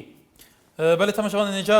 بیاننامه لیژنە ئەمنی لیژنە ئەولەکاریە پارێزگای هەولێر بەیاننامەی دەرکێک و تێدا دەبێژە لیژنە ئەولەکاریە پارێزگای هەولێر هایداریە وڵاتیان ئالیەن سیاسی دکێک و پاراستنە ئەزموونە هەرێما کوردستان و ئەوێ بنەجەیە کۆ دەبنسی بەرەوەدا تەباهی و ئارامی بوویە سمبوڵە باڤڕەژیانە برایانەمە و ئەم هەموو بشانازی و بە ئەرکۆ و پاراستنە یا خۆ دەزانین کۆ بەڕەبانیە لێ بکەین و بپارێزین هەر بێسە دەمێژی بە مەبەستە پشتەوانیکردنێ ئەنکۆ پشتگرتن لە هەر پێشاتێکە چاوەڕێ نەکردی و هەر گرجی و ئاڵوزیەکێ لیژنە ئەولەکاریە پارێزگای هەولێرێ ڕێ بە تو جۆرە خۆنیشاندانەکێ و خڕبەبوونەکێ بێ مۆڵەت نادە کو هەر ئالیای بخواز ئەنجام بدە و داخوازێکی لە خەرکی خۆشتویە باژارە هەولێرە پایتەخت و دەردوورێ دەکەین کو ئالیکاری و پێشتەوانێن مەبن بۆ پاراستنە ئارامی و بنەجەیە پایتەخت و ڕەوشە ئاسوودەی و یاسایە بپارێزن و داخوازێکی لە هەموو ئالیەن سیاسی دکەن کو ئالیکاریە مە بکەن بە گانێ هەردەم بەرپرسانە و نیشتیمان پارەوارانە و خواندنە بابەتیانە سەردەریە بکەن بۆ پاراستن تەباهی و ڕەوشە بنەجیە. بەڵێ تەماشاوان اینجا بەردامین وەکو ئەمە پێشتر بۆ خواندی مەکتەبە سیاسیە پارتیە دەموکراتە کوردستان لەسەر شوپاندنە ڕەوشەیە بەیاننامەیەک بەڵاف کرد بەیاننامەدا ئەڤ جۆرێن ئێرشان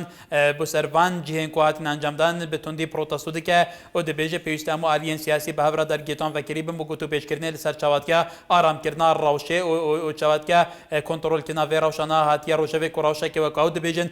ڕەوشەکە نەخاستیە و ئەو دەبێژن ئەم بە هەموو وەکو پارتیە دەموکراتە کوردستانی بە هەموو ئەوەیەکێ پشتگیریە لە هەوڵێن ئالیەن فەرمی دکەین وەکو ئەو لیژنە کولسەر بریارە سەرۆکیارێما کوردستان هات کە پێکانین بۆ هەڵسەنگاندنە ڕەوشێ و دیفچوونە ڕەوشێ وان پێشاتان و هەر کەسێکێک و دەست هەبووە لەوێ لە گۆریاسای بێتە سزادان ئەو دەبێژن ئەم بە هەموو ئەوەیەکێ پشتگیریە vê یەکە دکەین.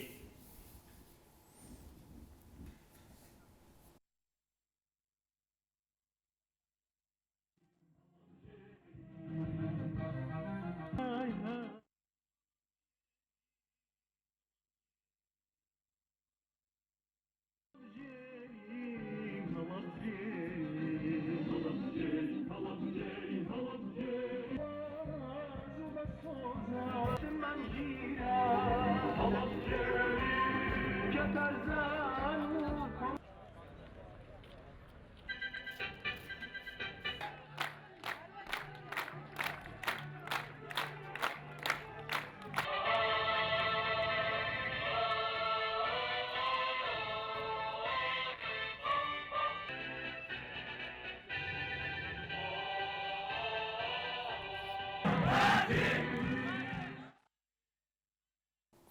بەڵێ ئێستا لە سەرهێڵی تەلەفۆن فەرمان محەممەد پامنێری یەنارتی لە شاری هەولێر لەگەڵمانە فەرمان ئەم کاتت باش دەمەوێت بپرسم دوایین پێشات و دوایین دۆخی ناو شاری هەولێرمان پێ ڕابگەێنیت لە ئێستادا.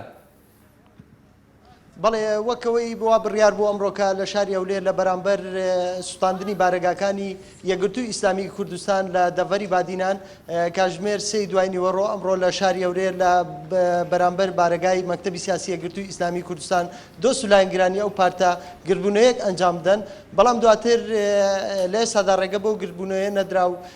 لەلایەن هێزێکی چەکداری زۆرەوە بە هەماهەنگی لەگەڵ هێزەکانی ئاسایش و هێزەکانی پۆلیسەوە چاردەورەی بارگای مەکتەبی سیاسی یەکگرتووی ئیسلامی کوردستانیان لە هەولێر تەوە کردووە و تەنانەت ڕێگە نادەن پەرلەمانتاران و ڕۆژنامەنووسان و هیچ کەسێک بچێت سەردانی بارگای یەکگرتووی ئیسلامی کوردستان بکات لە شاری هەولێر. فەرمان وەک دەزانین کە لیژنەی ئەمنی لە پارێزگای هەولێر بەیاننامەیەکی دەرکردووە هەموو گرتبوونەوەیەک قەدەغە دەکا ئایا سەرباری دەرکردنی ئەو بەیاننامەیە هەوادارانی یەکگرتووی ئیسلامی و بەرپرسانی ئەو حیزبە سوورن لەسەرەوەی کە گرتبوونەوەکە ئەنجام بدەن و لە ئێستادا هیچ ئامادەکاریان بۆ کردووە؟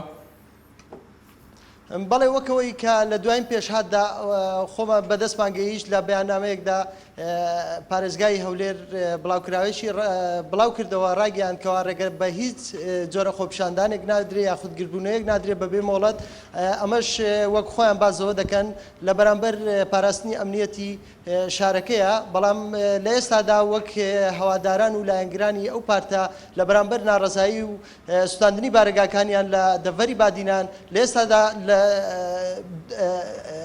جەخت لەسەرەوە دەکەنەوە کەوان سوورن لەسەر خۆپیشاندان بەڵام بەهۆی ئەو هێزە ئەمنیەی کە لە چواردەورەی بارەگاکەیان کۆبۆتەوە ڕێگە نادرێن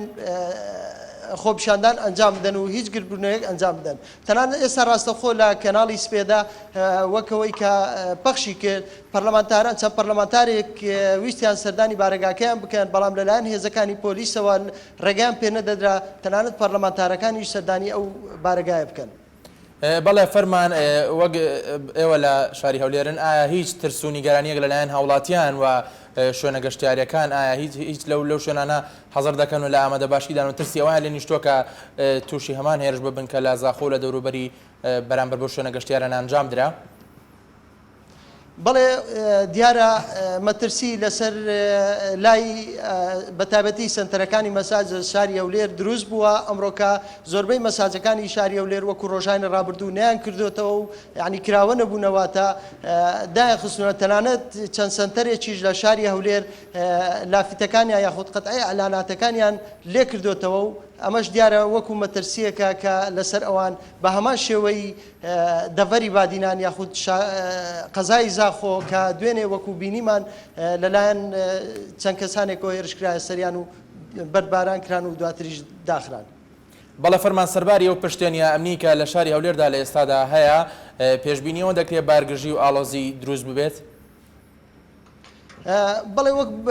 وەکەوەی کە ئێمە لە ناو خەڵکین و با بڕوای بەشێک لە چاودێرانیش کە ئاماژەی بۆ دەکەن ئەگەر لە ئێستادا نەتواندرێ مەسەرەن پێشبرچێ لەو هینە بگیرێ لەو خۆپیشانە بگیرێ یاخود ئەو هێزە ئەمنیانە بەو شێوەیە مامەلە لەگەڵ خۆپیشاندەران و لەگەڵ هاوڵاتیانی شاری هەولێر بکەن و تەنان ڕۆژنامەنووسانیش ئەوە مەترسی ئەوەی لێ دەکرێت کە لە داهاتوودا بە هەمان شێوەی ڕۆژانی هەفتەی شوباتی کە لە شاری سلێمانی خۆمان بینیمان مەترسی ئەوەی لێ دەکرێت لە شاری هەولێریش بە هەمان شێوە خۆپیشاندانێکی بەرفراوان ئەنجام بدرێت لەو دەبەرەدا. بەڵێ سوپاس بە فەرمان محەممەد لە گەڵمان بە تا بتوانین دوایین گۆڕانکاری و ڕوودا و زانیاریەکان لە شاری هەولێرەوە بگەزینەوە بۆ بینران. بەڵێ لەگەڵمان بێت. بەڵێ تەماشاوان نجاوەکۆ ئەو نوچەگیانمە لە هەولێرێ فەرمان محەممەد تەکەسکری کوردنەهادا ڕەوش هەولێرە ئارامە لێ پرانیا سنتەرین مەساجات نەداخستن هەروەها بارەگەی گرتووی سەمیە کوردستانی ژێ لە هەولێرێ ژاریە پۆلیسان بەهات کە دوورپێشکردن نایەن کەس سەردەنا بکە هەیە چەند ئەندام پەرلەمانەکە هەوڵدا و سەردەنا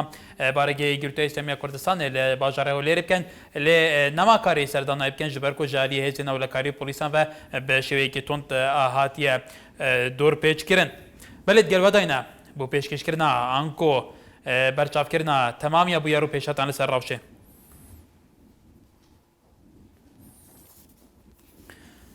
بەری تەماشاوانی نجا لە باژارە دووکێکی وەکۆ هاتزانین ڕاوشن هات ژێر کۆنتڕۆلێدایە.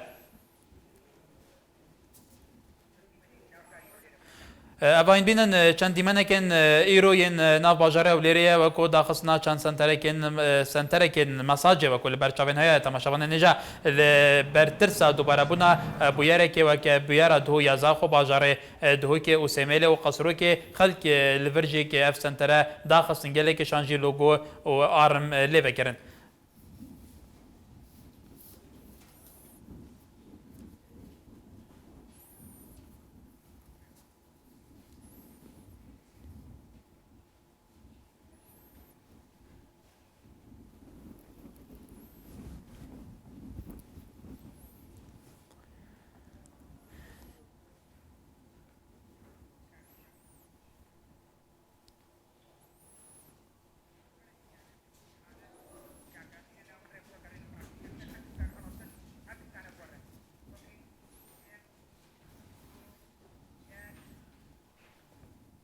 بەڵێ بینەرانە وچانێکی کورد وەردەگرین و لەگەڵتان بەردەوامین بۆ گواستنەوەی دوایین ڕوودا و زانیاریەکان بە ڕازگۆیی هاوسەنگی بوێری لە هێنارتیەوە بینەرمان بن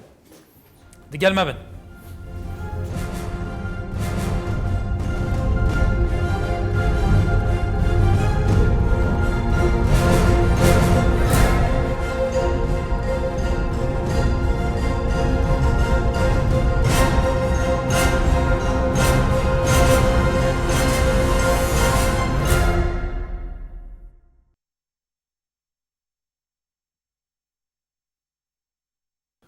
بەڵێ بینەرانی عزیزی نارتی بەردەوامین لەگەڵتان بۆ گواستنەوەی دوایین پێشهات و نوێترین زانیاری.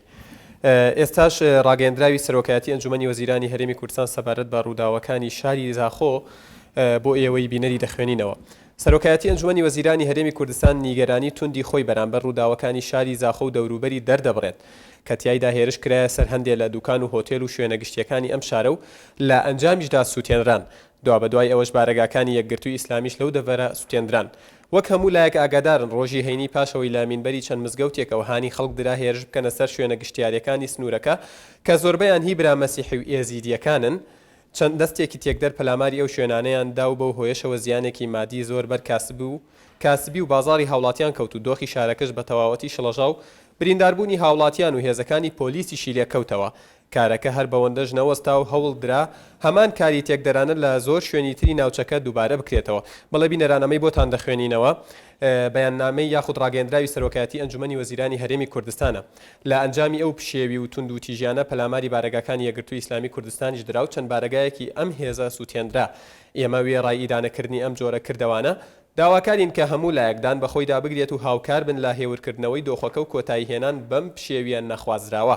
لە هەمان کاتدا دەبێت سەرپێچیکارانی ئەم ڕووداوانە و ئەوانەی توندوتیژیان نواندەوە پەلاماری دوکان و بازاڕەکانیان داوە لەگەڵ ئەوانەی هێرشیان کردوتە سەر بارەگاکانی یەکگرتوو بدرێنە دادگا و سزای قانونی خۆیان وەربگرن. حکوومەتی هەرێمی کوردستان جارێکی تر دووپاتی دەکاتەوە کە دەبێت هەموو هێز و لایەنێک ڕێز لە ئازادی و دیموکراسی و ئارامی دۆخی سیاسی هەرێم بگرێت و نابێت لە دەرەوەی قانون و ڕێوشوێنە ڕێگە پێدراوەکان لەژێر هەر پاساوێکدا بێت هێرش بکرێتە سەر بازار و کاروکاسبی و هاوڵاتیان. لە هەمان کاتچیدا نابێ هیچ ڕووداوێک بکرێتە پاساوی پەلاماردان و سوتاندنی بارەگای هێزە سیاسیەکان. حکوومەتی هەرێمی کوردستان بڕوای وایە پارێزگاری ئاسایش و ئارامی و ئازادی هەڵسوڕاوانی سیاسی لە چوارچێوەی قانوندا مافێکی یەکسان و ڕەوای هەموو لایەکە و نابێت سەرپێچی تێدا بکرێت. سەرۆکایەتی ئەنجومەنی وەزیرانی هەرێمی کوردستان. بله تماشاوانین هێژە هەر دراگەاندنا سەرۆکەتیە جوات وەزیرên Herêma Kurdistanê derbarê bûyerên bajarê Zax û derdûrên wê têda hatiye serokatiya civatên wezîrên Herêma Kurdistanê dilgiraniya xwe ya tund li hember bûyerên bajarê Zax û derdûrên wê diyar dike ku têda êriş hatiyekirin ji ser çend dukan û hotêl û cihên giştiyên vî bajarî û di encam da hatine şewitandin.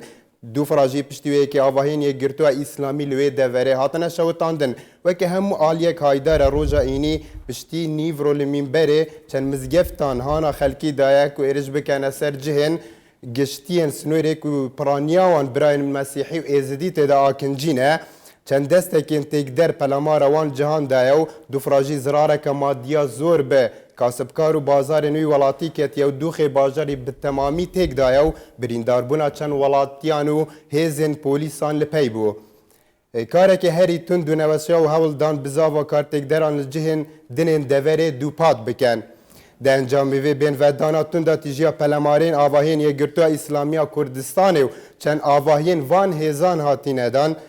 ام وکی ایدانا وان جوره کریاران و داخواز دکن تف آلیک بخودا بگرو هفکار بندگل آرام کرنا دوخه که داوی به تک داره به تدانو لهمان دم دا دبه سرپیچی کارن وین بویارن تندوتی جیان و تندانا پلمار دکان و بازاران دای دیگلوی که ایرش کریا سر آواهین یک گرتو بهینه دادگه و بیاسای سرداری دیگل دا به تکرن حکومت هرما کردستان جارک دن دوپاد دکه که دبه تف آلیک ریزه لآزادی و دیموکراسی و آرامی و دوخ سیاسی هرم بگرو نابل در دور قانون و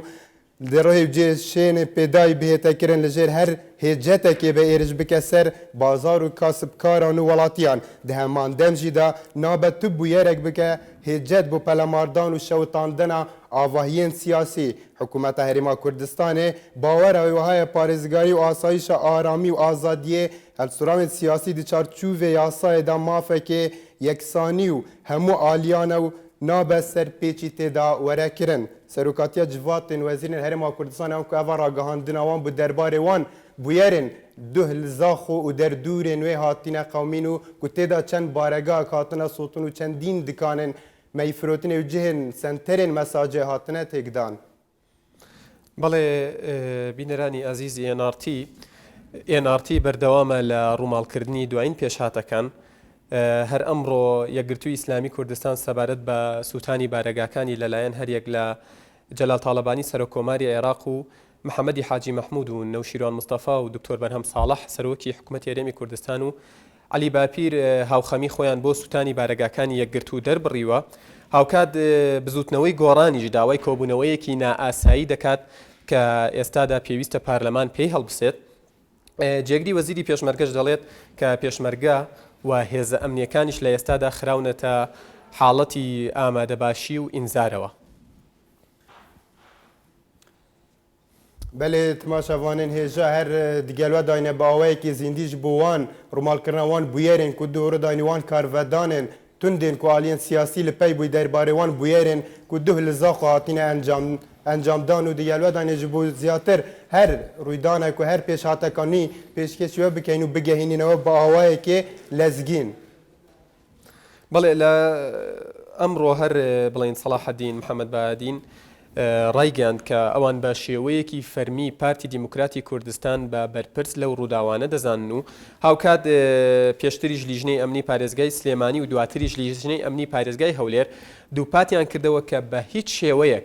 ڕێگا نادەن کە هیچ گربوونەوە و کۆبوونەوەیەک ئەنجام بدرێت و ڕاشیان گەیاند کە بە هەموو شێوەیەک ئەوان پارێزگاری لە دۆخی ئەمنی و لە سەقامگیری شارەکانی کوردستان دەکەن.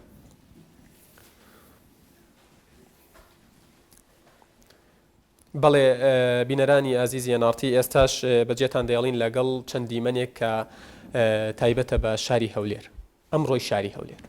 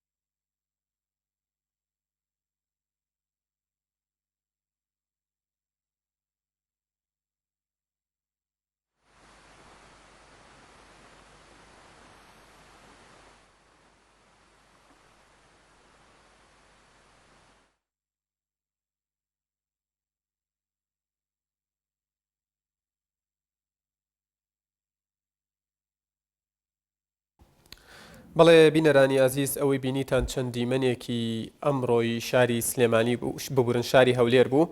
کە وەکو لە دیمەنەکاندا دەردەکەوت هێزە ئەمنیەکان بڵاویان پێکراوە بە مەبەستی ڕاگررتنی ئاسایش و سەقامگیری شارەکان. ئێستاش بۆ زانیاری زیاتر سالم حەمەخان پەیامنێری نارتی لە هەڵەبجە لەگەڵماندایە. سالم ئەم کاتت باش. سالم گوێت لە ئێمەیە؟ بەڵێ گەر بکرێت باسی ڕوودا و پێشات و بڵین پێشکەوتنەکانی ئەمڕۆی هەڵەبجەمان بۆ بکەی دوایی ئەو بارگرژیانەی کە دوێنێ لە دەڤەری بادینان ڕوویدا. بەڵێ سپاس یادگار پاشەوەی کە ئەو بارگرژیانەی دوێنێ بە بەردەوانی ڕوویاندا لە ناوچەی بادینان و درێژەی کێشاوە کاردانێت بەرامبەر ئەو ڕووداوانە لە کاتژمێر 3 پاشنی وەڕۆی ئەمڕۆ و پاش ئەوەی نوێژی عەسریان لە بەردەم مەڵبەندی 5 یەکگرتووی ئیسلامی کوردستان لە هەڵەبجە ساز کرد و نوێژەکان ئەنجامدا گرتبوونەوەیەکی جەماوەری بە بەشداری نزیکەی 1000 بۆ 1500 کەس لە دۆست و ئەندام و لایەنگرانی یەکگرتوو و ژمارەیەکی بەچاو کە لە ڕۆشنبیران و ڕۆژنامەنووسان و کەسانی ئازادی خواز بەشداریان تێدا کردووە. گرتبوونەوەیەکی جەماوەریە بەڕێوە چێوە وەک کاردانەوێت بەرامبەر ئەو ڕووداوانە و بۆ ئیدانەکردنی ئەو کارەگەرە شوێنی تیژانەی بەرامبەر بارەگاکانی یەکگرتووی ئیسلامی کوردستان لەو دەڤەرە ئەنجام دراون. لە پێشتریش لە بارەگای ناوبەندی یەکگرتوو نزیکەی 7 حزبی کوردستانی لە ناوچەکە کۆبنەوەیشان ئەنجامدا و بەیاننامەیەکیان بڵاو کردەوە کە حزبەکانیش بریتی بوون لە یەکێتی نیشتیمانی کوردستان و کۆمەڵی ئیسلامی و بزوتنەوەی گۆڕان و بزوتنەوەی ئیسلامی و حزبی شوێن حزبی سۆسیالیست و یەکگرتووی ئیسلامی کوردستان. بەڵێ سالم بە دیاریکراوی گردبوونەوەکە لەکوێ بوو؟ لە بەردەم مەڵبەندی 5 یەکگرتووی ئیسلامی کوردستان نزیک قوتابخانەی برهانی حاجی محەممەد کە ژمارەیەکی بەرچاو لە هێزەکانی چالاکیە مەدەنیەکان و ژمارەیەکی کەم لە هێزەکانی ئاسایشیش لە دوور گرتبوونەوەکە دەگەیجێن بەڵام وەک بۆ پاراستنی ناوچەکەیە لە ڕوودانیە حاڵەتێکی تند و تیژی. بەڵام هیچ حاڵەتێکی نائاسایی یاخود هیچ حاڵەتێکی تند و تیژی لەو گرتبوونەوەانە ڕوویدا لە نێوان هاوڵاتیان یاخود لە نێوان لایەنگرانی یەکگرتووی ئیسلامی و هێزەکانی ئاسایشدا؟ تا ئێستا کە زیاتر لە 40 خولەکە ئەو گرتبوونەوە بەردەوامە و وتنەوەی دروشمی ئازادی و نابۆ تند و تیژی و نابۆ سووتاندن و تۆقاندن درێژەی هەیە بەڵام تا ئێستا هیچ جۆرە تند و تیژیەک ڕووی نەداوە. هیچ هەوڵێکەیە بۆ بڵاوپێکردنی خۆپیشاندەران یاخود ئەوانەی کە گرتبوونەوەکانی چالاکیە مەدەنیەکان تەنها لە دوورەوە وەساون و ڕێگای هاتوچۆیە تۆمرێنیان بەو شەقامەیە ڕاگرتو و تەنها بۆ پاراستنی ئەمنیەتی شوێنەکەی و هیچ حاڵەتێکی تند و تیژی بەدی نادرێت. بەڵێ سالم حەمەخان پەیامنێری نارتی لە هەڵەبجە سوپاس بۆ زانیاریەکانت جارێکی تریش دێینەوە لاتان.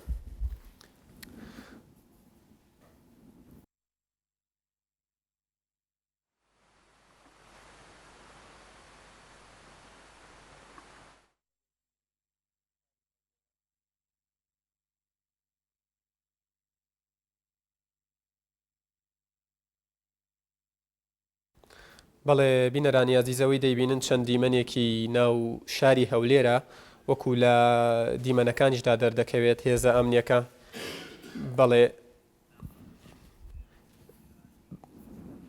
بەڵێ هەموو بڵین هێزەکانی ئاسایش و ناوخۆ بڵاوەیان کردووە بە مەبەستی پاراستنی ئاسایش و سەقامگیری ناو شارەکە و هەر ئەمڕۆژ لیژنەی ئەمنی پارێزگای هەولێر ڕایگەاند کە بە هیچ جۆرێک خۆپیشاند یاخود ڕێگە بە خۆپیشاندان و گردبوونەوە نادەن گردبوونەوە و خۆپیشاندانی بێمۆڵەت. بەلێ تماشەوانن هێژە ئەف دیمەنên hûn dibînin li bajarê Hewlêrê an ku Hewlêra paytext be ku hêzên polîsa hatîne belavepêkirin ji bo yekê ku çi xwenîşandan û alozî têda peydana bi merema parastina tev aliyekî û ku rê bête girtin li wan xwenîşandanê dênikirin ev nûîtirîn dîmenên bajarê Hewlêrê ne ku hîn niha li ser şaşê dibînin.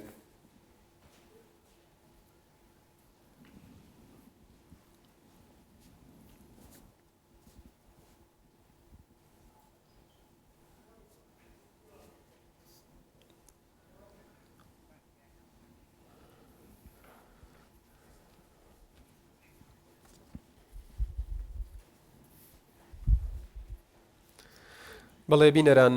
وەکو دەزانین ئەمڕۆ نەک تەنها لە شاری هەولێر لە زۆربەی شار و شارۆچکەکانی هەرێمی کوردستان ڕێوشێنی ئەمنی تند و تۆڵ گیراوەتە بەر بە مەبەستی ئەوەی ڕێگری بکرێت لە هەر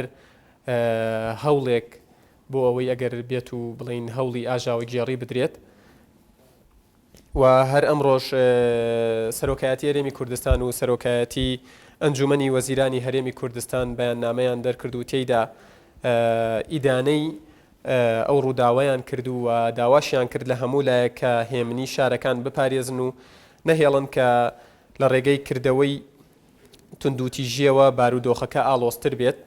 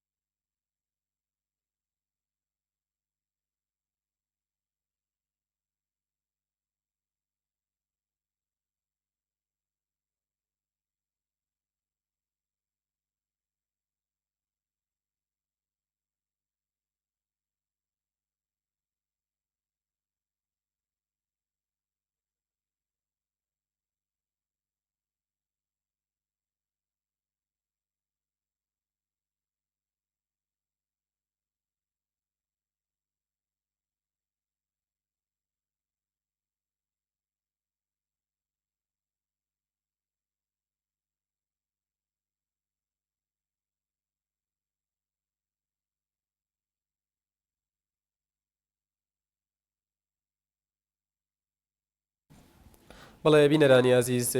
بۆ تیشکی زیاتر خستنە سەر ڕووداوەکانی ئەمڕۆ و بارگرژیەکانی ئەمڕۆی بڵێن دوێنێ و بارگرژیەکانی ئەمڕۆکە لە چەند ناوچەیەکی هەرێمی کوردستان ڕۆیان داوە. لە ستۆدیۆ کاکشوان محەممەد سەرنووسەری ڕۆژنامەی ئاوێنەمان لەگەڵە. کاکشوان بەخێر بیت. بڵێ کاکشوان بەو پرسیارە دەست پێ دەکەم، ئەم زنجیرە ڕووداوانە کە لە دوێنێەوە یاخود با بڵین لەم شەوە بە تایبەتی دەستی پێکردووە تەفسیرتان چیەوە بووی؟ بەڵێ سەرەتا بێ پێویستەوە بڵین کە ئەمە ناکەوەکو هۆکارێ سێری بکەین بەڵکو دەرەنجامی بارودۆخێکی چەقبەستووە لە کوردستانە. ئەم بارودۆخ چەقبەستووە لە ڕووی سیاسیوە، لە ڕووی کۆمەڵایەتیوە، لە ڕووی ئابووریەوە، یانێ لە ڕووی ئابووریەوە واتە ئێمە کێشەیەکی فرەلایەنمان هەیە. ئەم کێشەیە جێگەی داخە دەسەڵاتی سیاسی کوردستان درچی پێکا، بەڵام هەنگاوی چارەسەری بۆ ناندێ. دوورمەڕۆ لە خۆپیشاندانەکانی شوباتی ئەم ساڵاوانێ هەتاوەکو ئێستا چەند هەنگاوێکی سەرەتایی دانراوە بۆی گفتوگۆکانی نێوان ئەو لایەنانە دەست پێ بکاتەوانێ هەردوو لایانی دەسەڵاتدار هەنگاوی بۆ نانێن ویان هەنگاوی جددی بۆ نانێن و ئەما بێتە هۆی ئەم کێشانە بەرەبەرەکۆ بێتەوە کەڵەکە بێت و تەقینەوەی ئاوا کۆمەڵایەتی لێ ڕۆیە لەوانەشە خەڵکانێک کە بن ئیشیان لەسەر کرد بێ، بەڵام من قەناعەتم نییە ئەو نزیکی 10,000 خەڵک لە زاخۆ بڕژێتە سەرجادەکان ئەمە لایەنێکی سیاسی بێ. ئەمە بەشێکە لەو کەپت و سەرکوتکردن و نەبوونی ئازادی و نەبوونی ڕەخنەگرتن و نەبوونی ماگرتن و خۆپیشاندان لەو دەبەرە. بمبورە مەبەستی تۆ ئەوەیە کە ئەمەی ڕووی داوە تەنها پاساوێکە یاخود بیانوویەکە بەرامبەر لایەنێک دەرە بڕێت، بەڵام ئەسلی مەسەلەکە شتێکی ترە، ئەوەیە کە ئازادی لەو ناوچانە نییە؟ هەردوو ڕۆەکەی تیا لە لایەکەوانێ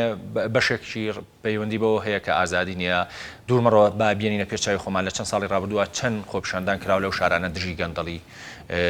دژی بە دادگایگانی بەرپرسێکی باڵا بەمەبەستی چاکسازی ڕێگەی پێ نەدراوە. خۆپیشاندانی بچووک بچووکی خوێندکاران و ئەوانە کراوە، بەڵام خۆپیشاندانی گەورە نەکراوە. بەرەبەر ئەمە کپ بۆتەوانێ وەکە کپیش بوانێ تۆ ڕێگەت لەمەگەت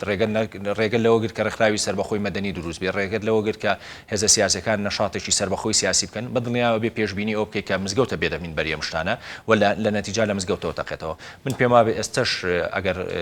بەرپرسانە لایەنی دەسەڵاتداری کوردی مامەڵە بکات لەگەڵ بارودۆخە و بارودۆخە ئەکرێ بەرەو چاکتر بڕوا. کاکشوان ئەوانەی هێرشیان کراوەتە سەر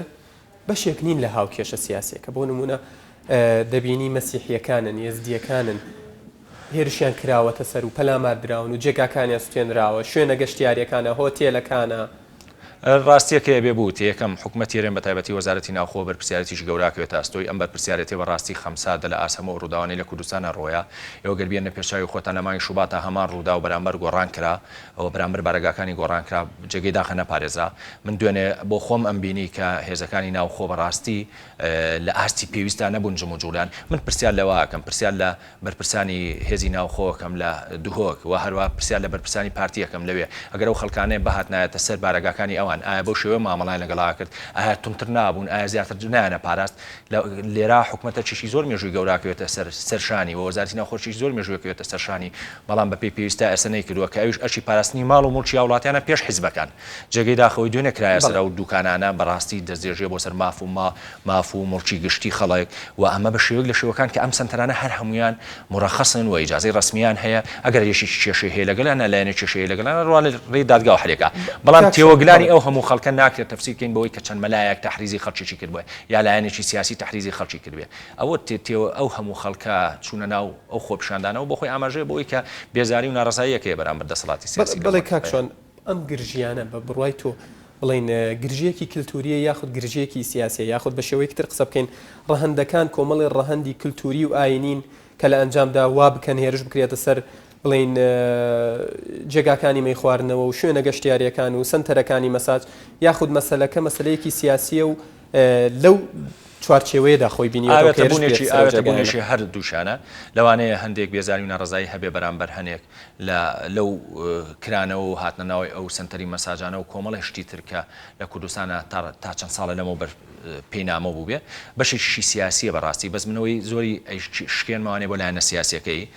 لایەنە سیاسەکەی کوردستان لە بارودۆخێکی چەقبەست وایە سیستەمی سیاسی تا ڕادێکی زۆر تووشی فلیجی بووە پێویستی بە چاکسازی بە پلە هەیە بەڵام ئیرادە نییە بۆ چاکسازی لەبەرەوە پێشبینیەکە ئەمڕۆ لە زاخۆ بۆ سپێنی لەوانەیە لە کەلار بێ ڕۆژێشکە لە شوێنێشکە بێ چونکە دەسەڵاتی سیاسی ئیستیجابەی نییە بەرامبەر هەموو ئەو داواکارانەی خەڵک لەبەرەوە پێشبینی بکە کە تەقینەوەی ڕووداوە گەورەتر بێت جێگەی داخە تا ئێستاش کە من هاتمە ژوورانێ بۆ ستۆدیۆ هەستەکەم هەنگاوەکان لە ئاستی پێویستانین پارتی وەکولایەنێکی بەرپرس وەکولایەنێکی دەسەڵاتداری یەکەم لە حکوومەتە ئەبێ بەرپرسانەتر تەعاملکە من ئەو بەیاننامەی مەکتەبی سیاسی پارتی دەری کرد بەڕاستی پڕە لە هەڕەشە و گوڕەشە کاوەکارێکی باش نییە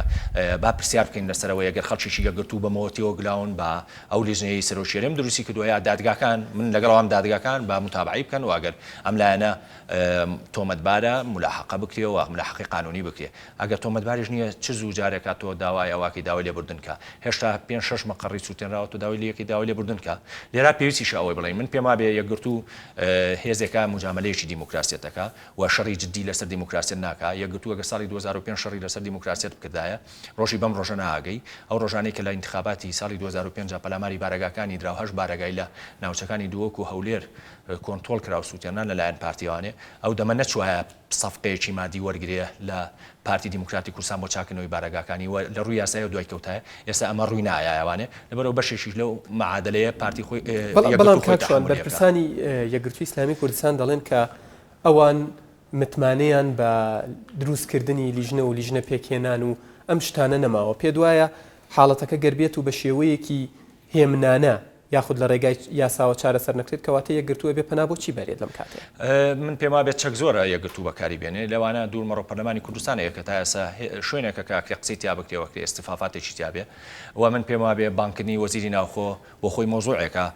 وەزیری ناوخۆ بەڕاستی بەرپرسیارەتێکی گەوراکەوێتە سەری چ لە کێشەی هێرشکردنە سەر ماڵ و مڵک و ئەو دوکانانە و ئەو سنتەری مەساجانەوە چی هێرشکردنە سەر بارگاکانی یەکگرتوو لەبێ و من پێما بێ وەزیری ناوخۆ گەجاری پێشوو بە جددی بانکرایەتە پەرلەمان و لێپرسینەوەی لەگەڵا بکرایە لەوانەیە ڕووداوانە ڕووی نەدایەتەوانێ لە بەرەو یەکگرتوو ئەتوانێت لە هەموو حاڵەتەکان ئەتوانێت لە عێراقا لە تەحالف لە هاوپەیمانی کوردستانی بکشێتەوانێ و ئەتوانێت ئەمڕۆ کوردستان بەو شێوەژ نییە کە ساڵانی 90ەکان بێت و داخراو بێ یەکگرتوو ئەتوانێت دەنگی بە زۆر شوێن بگا منتخەکە لە بەردەم گۆڕانکاری گەورایە یەکگرتوو حتا ئەتوانێت بگەڕێتەوە بۆ جەماوەری خۆی و قسەیان لەگەڵا بکات و بە شێوە لە شێوەکان نەشاتاتی تر بڵێ کاکشۆن سەبارەت بەو پرسیارەی من کە من باسم لەوە کردایە ئەمە ململانەیەکی یاخود بارگرژەیەکی سیاسی یاخود کولتوریەت وتێ دوو لایەنەیە کەواتە پرسیارەکەی من ئەوەیە لە ئێستاە چۆن ئەم کێشەیە چارەسەر بکرێت ئایا بە کۆنتترۆلکردنی مینبەری مزگەوتەکان بێت کە وەکو هەندێک کەس دەڵێن کە لە مینبەری مزگەوتەکانەوە فتوا دراوەکە بڵین هێرش بکرێتە سەر سنتەرەکانی مەساج یاخود پێویستی بە دانیشتنی سیاسی و گفتوگۆ و بڵین کۆبوونەوە هەیە لە نێوان لایەنە سیاسەکانە بۆی ئەم بارگرژیە کۆتاییەکی پێبێت سری کە ئێستا کێشەکە گواستراوەتەوە بۆ ئاستێکی تر ئێستا کێشەکە بۆتە کێشێکی سیاسیەکە وەکو تۆ سەرەتاکە کێشێکی کەلتوری بوو بێت و هەنێ ناڕزایی و بێزاری بێ بەرامبەرم سنتەرانەوە دوکانی فرۆشتنی مەشروبات ئەو ئێستا جۆزاوەتەوە بۆ ئاستێکی سیاسی دەبەرەوە پێویستە لە ئاستی سیاسیە چارەسەر بکرێت و دوای هەنگاو بۆشتی تر بنێ ئاسە سیاسیەکەش ئێوەزان لە کوردستانە هێزی ئۆپۆزیسیۆن هەیەەوە خەڵکێکی زۆر ناڕازیەوە ئەم هێزە لە انتخاباتەکانی پێشوە دەنگی هەیە و هێزی جەماوەری لەگەڵایە لەبەرەوە پێویستە سیاسیان چارەسەر بکرێت و من پێم وایە لێرە ئەرچی بەرپرسیاتی گەورە کرد سەرشانی پارتی بە دەرەجەیەکەم و بە دەرەجەی دووەم یەکێتی کە بەرپرسانە مامەڵە لەگەڵم بارودۆخا بکەن و وا تێنەگەن ئەگەر تونگی بکەنەوانێ لە یەکگرتویان لە هەر هێزێکی تر چارەسەرەکە چونکە لە نەتیجا ئەویان بیر بێ کە منتیقەکە لە بەردەم گۆڕانکاری گەورایە ئەو منتیقە پێش هەر یەکێکی کە هەڕەشە لەو دەسەڵاتانەکە کە ناتوان چاکسازی بکەن کە ناتوان ریفۆرم بکەن و ریفۆرمی بنەڕەتی بکەن لەبەرەوە پارتی وێژێتی و سیستەمەکان لە بەردەم ئەگەری ئەو هەڕەشایە ئایا ئەم هەڕەشانە ئەتوانێت پارتی وێژێتی بەرپرسانە مامەڵەکە و بە شێوەیەکی هەمنانە بەڕێی کات و سیستەمەکەی پێجوان کات و دیموکراتێتی لە کوردستانە پێ قوڵکاتەوانێ یا بە شێوەیەکی تر ئەبێتە ڕێگر و سبینێ ئەگەینە ئەو ئاستەی ئەمڕۆ لە زاخۆتەقیەوە سبینێ لە شوێنش کە بتەقێتەوانێ وەکو ئاگر و پوش هەموو کوردستان بگرێتەوە. بەبەستی تۆ ئەوەیە کە بەرپرسیارەتی سەرشانی هەر یەک لە پارتی دیموکرات و یەکێتی نیشتیمایی لەوەدایە کە لەگەڵ هەموو لایەنەکاندا دانیشن بۆی کۆتایی بەم قەیرانە بهێنرێن چونکە گەر ببینین ئەمڕۆ لە گوتاری یەکگرتووی ئیسلامیە تۆزێک ڕقی و تووڕەیی بەدی دەکرێت بۆ نمونە سەلاحەدین محەممەد بادین دەڵێت بە شێوەیەکی فەرمی پارتی لە پارتی دیموکرات لە سوستانی بارگەکانیان بەرپرسیارن لە لایەکی ترەوە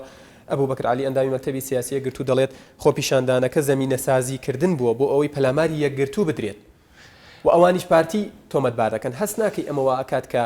دانیشتەکانیش وەکو پێشتریش هەبوون دانیشتەکانی پێنجقۆڵی یاخود هەر هیوایە کە بوو بێ بۆ ڕێککەوتنی نێوان لایەنەکان لەبار ببرێت یا لەبار چوو بێت دوو تەفسیر هەیە تەفسیریشان هەیە ئەوەی کە ئەم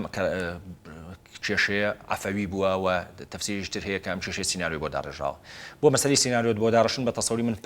پەلا ئەەکەین ئەگەر بڵین سیناریۆ بۆ داڕژاوە لەبەرەوە ما بێلیجانی تاقیقوانە بگەنە ئەو مەسەلەیە بۆ مەسەلەی عفەوی بوونەکە ئەگەر شتی لەسەر بیناکەی بە تەسەوری من بەدڵنیایە پارتی تەحملی مەسئولیەتی گەورەکە ئیدارەی دوهۆک لەو شارە تەحملی مەسئولیەتی گەورەکەن چونکە ئەوان لایەنی دەسەڵاتدار پارتیە لەو منتیقەیە و لایەنی دەسەڵاتدار بەرپرسە نەک لە ئاستی ئەوە پێش هەر هەمویان بەرپرسە لە ئاستی ئەو دوکانانەی کە هێرشیان کرایە سەری من ئەسەش ئەو پرسیارە دووباراکەمەوە ئەگەر ئەو خەڵکەی کە چوونە سەر ئەو دوکانی مەشروبات فرۆشانە بچونە سەر بارگایکی پارتی بۆ شێوە مامەڵای لەگەڵاکردن من قەناعەتم وایە زۆر تونگتر تەعاملیان لەگەڵاکە و نانێش بێنە پێشوانێ بۆ حکومەت بۆچی دروست بووە حکومەت بۆ دروست نەبووە حیزبەکانمانی پێپارێزین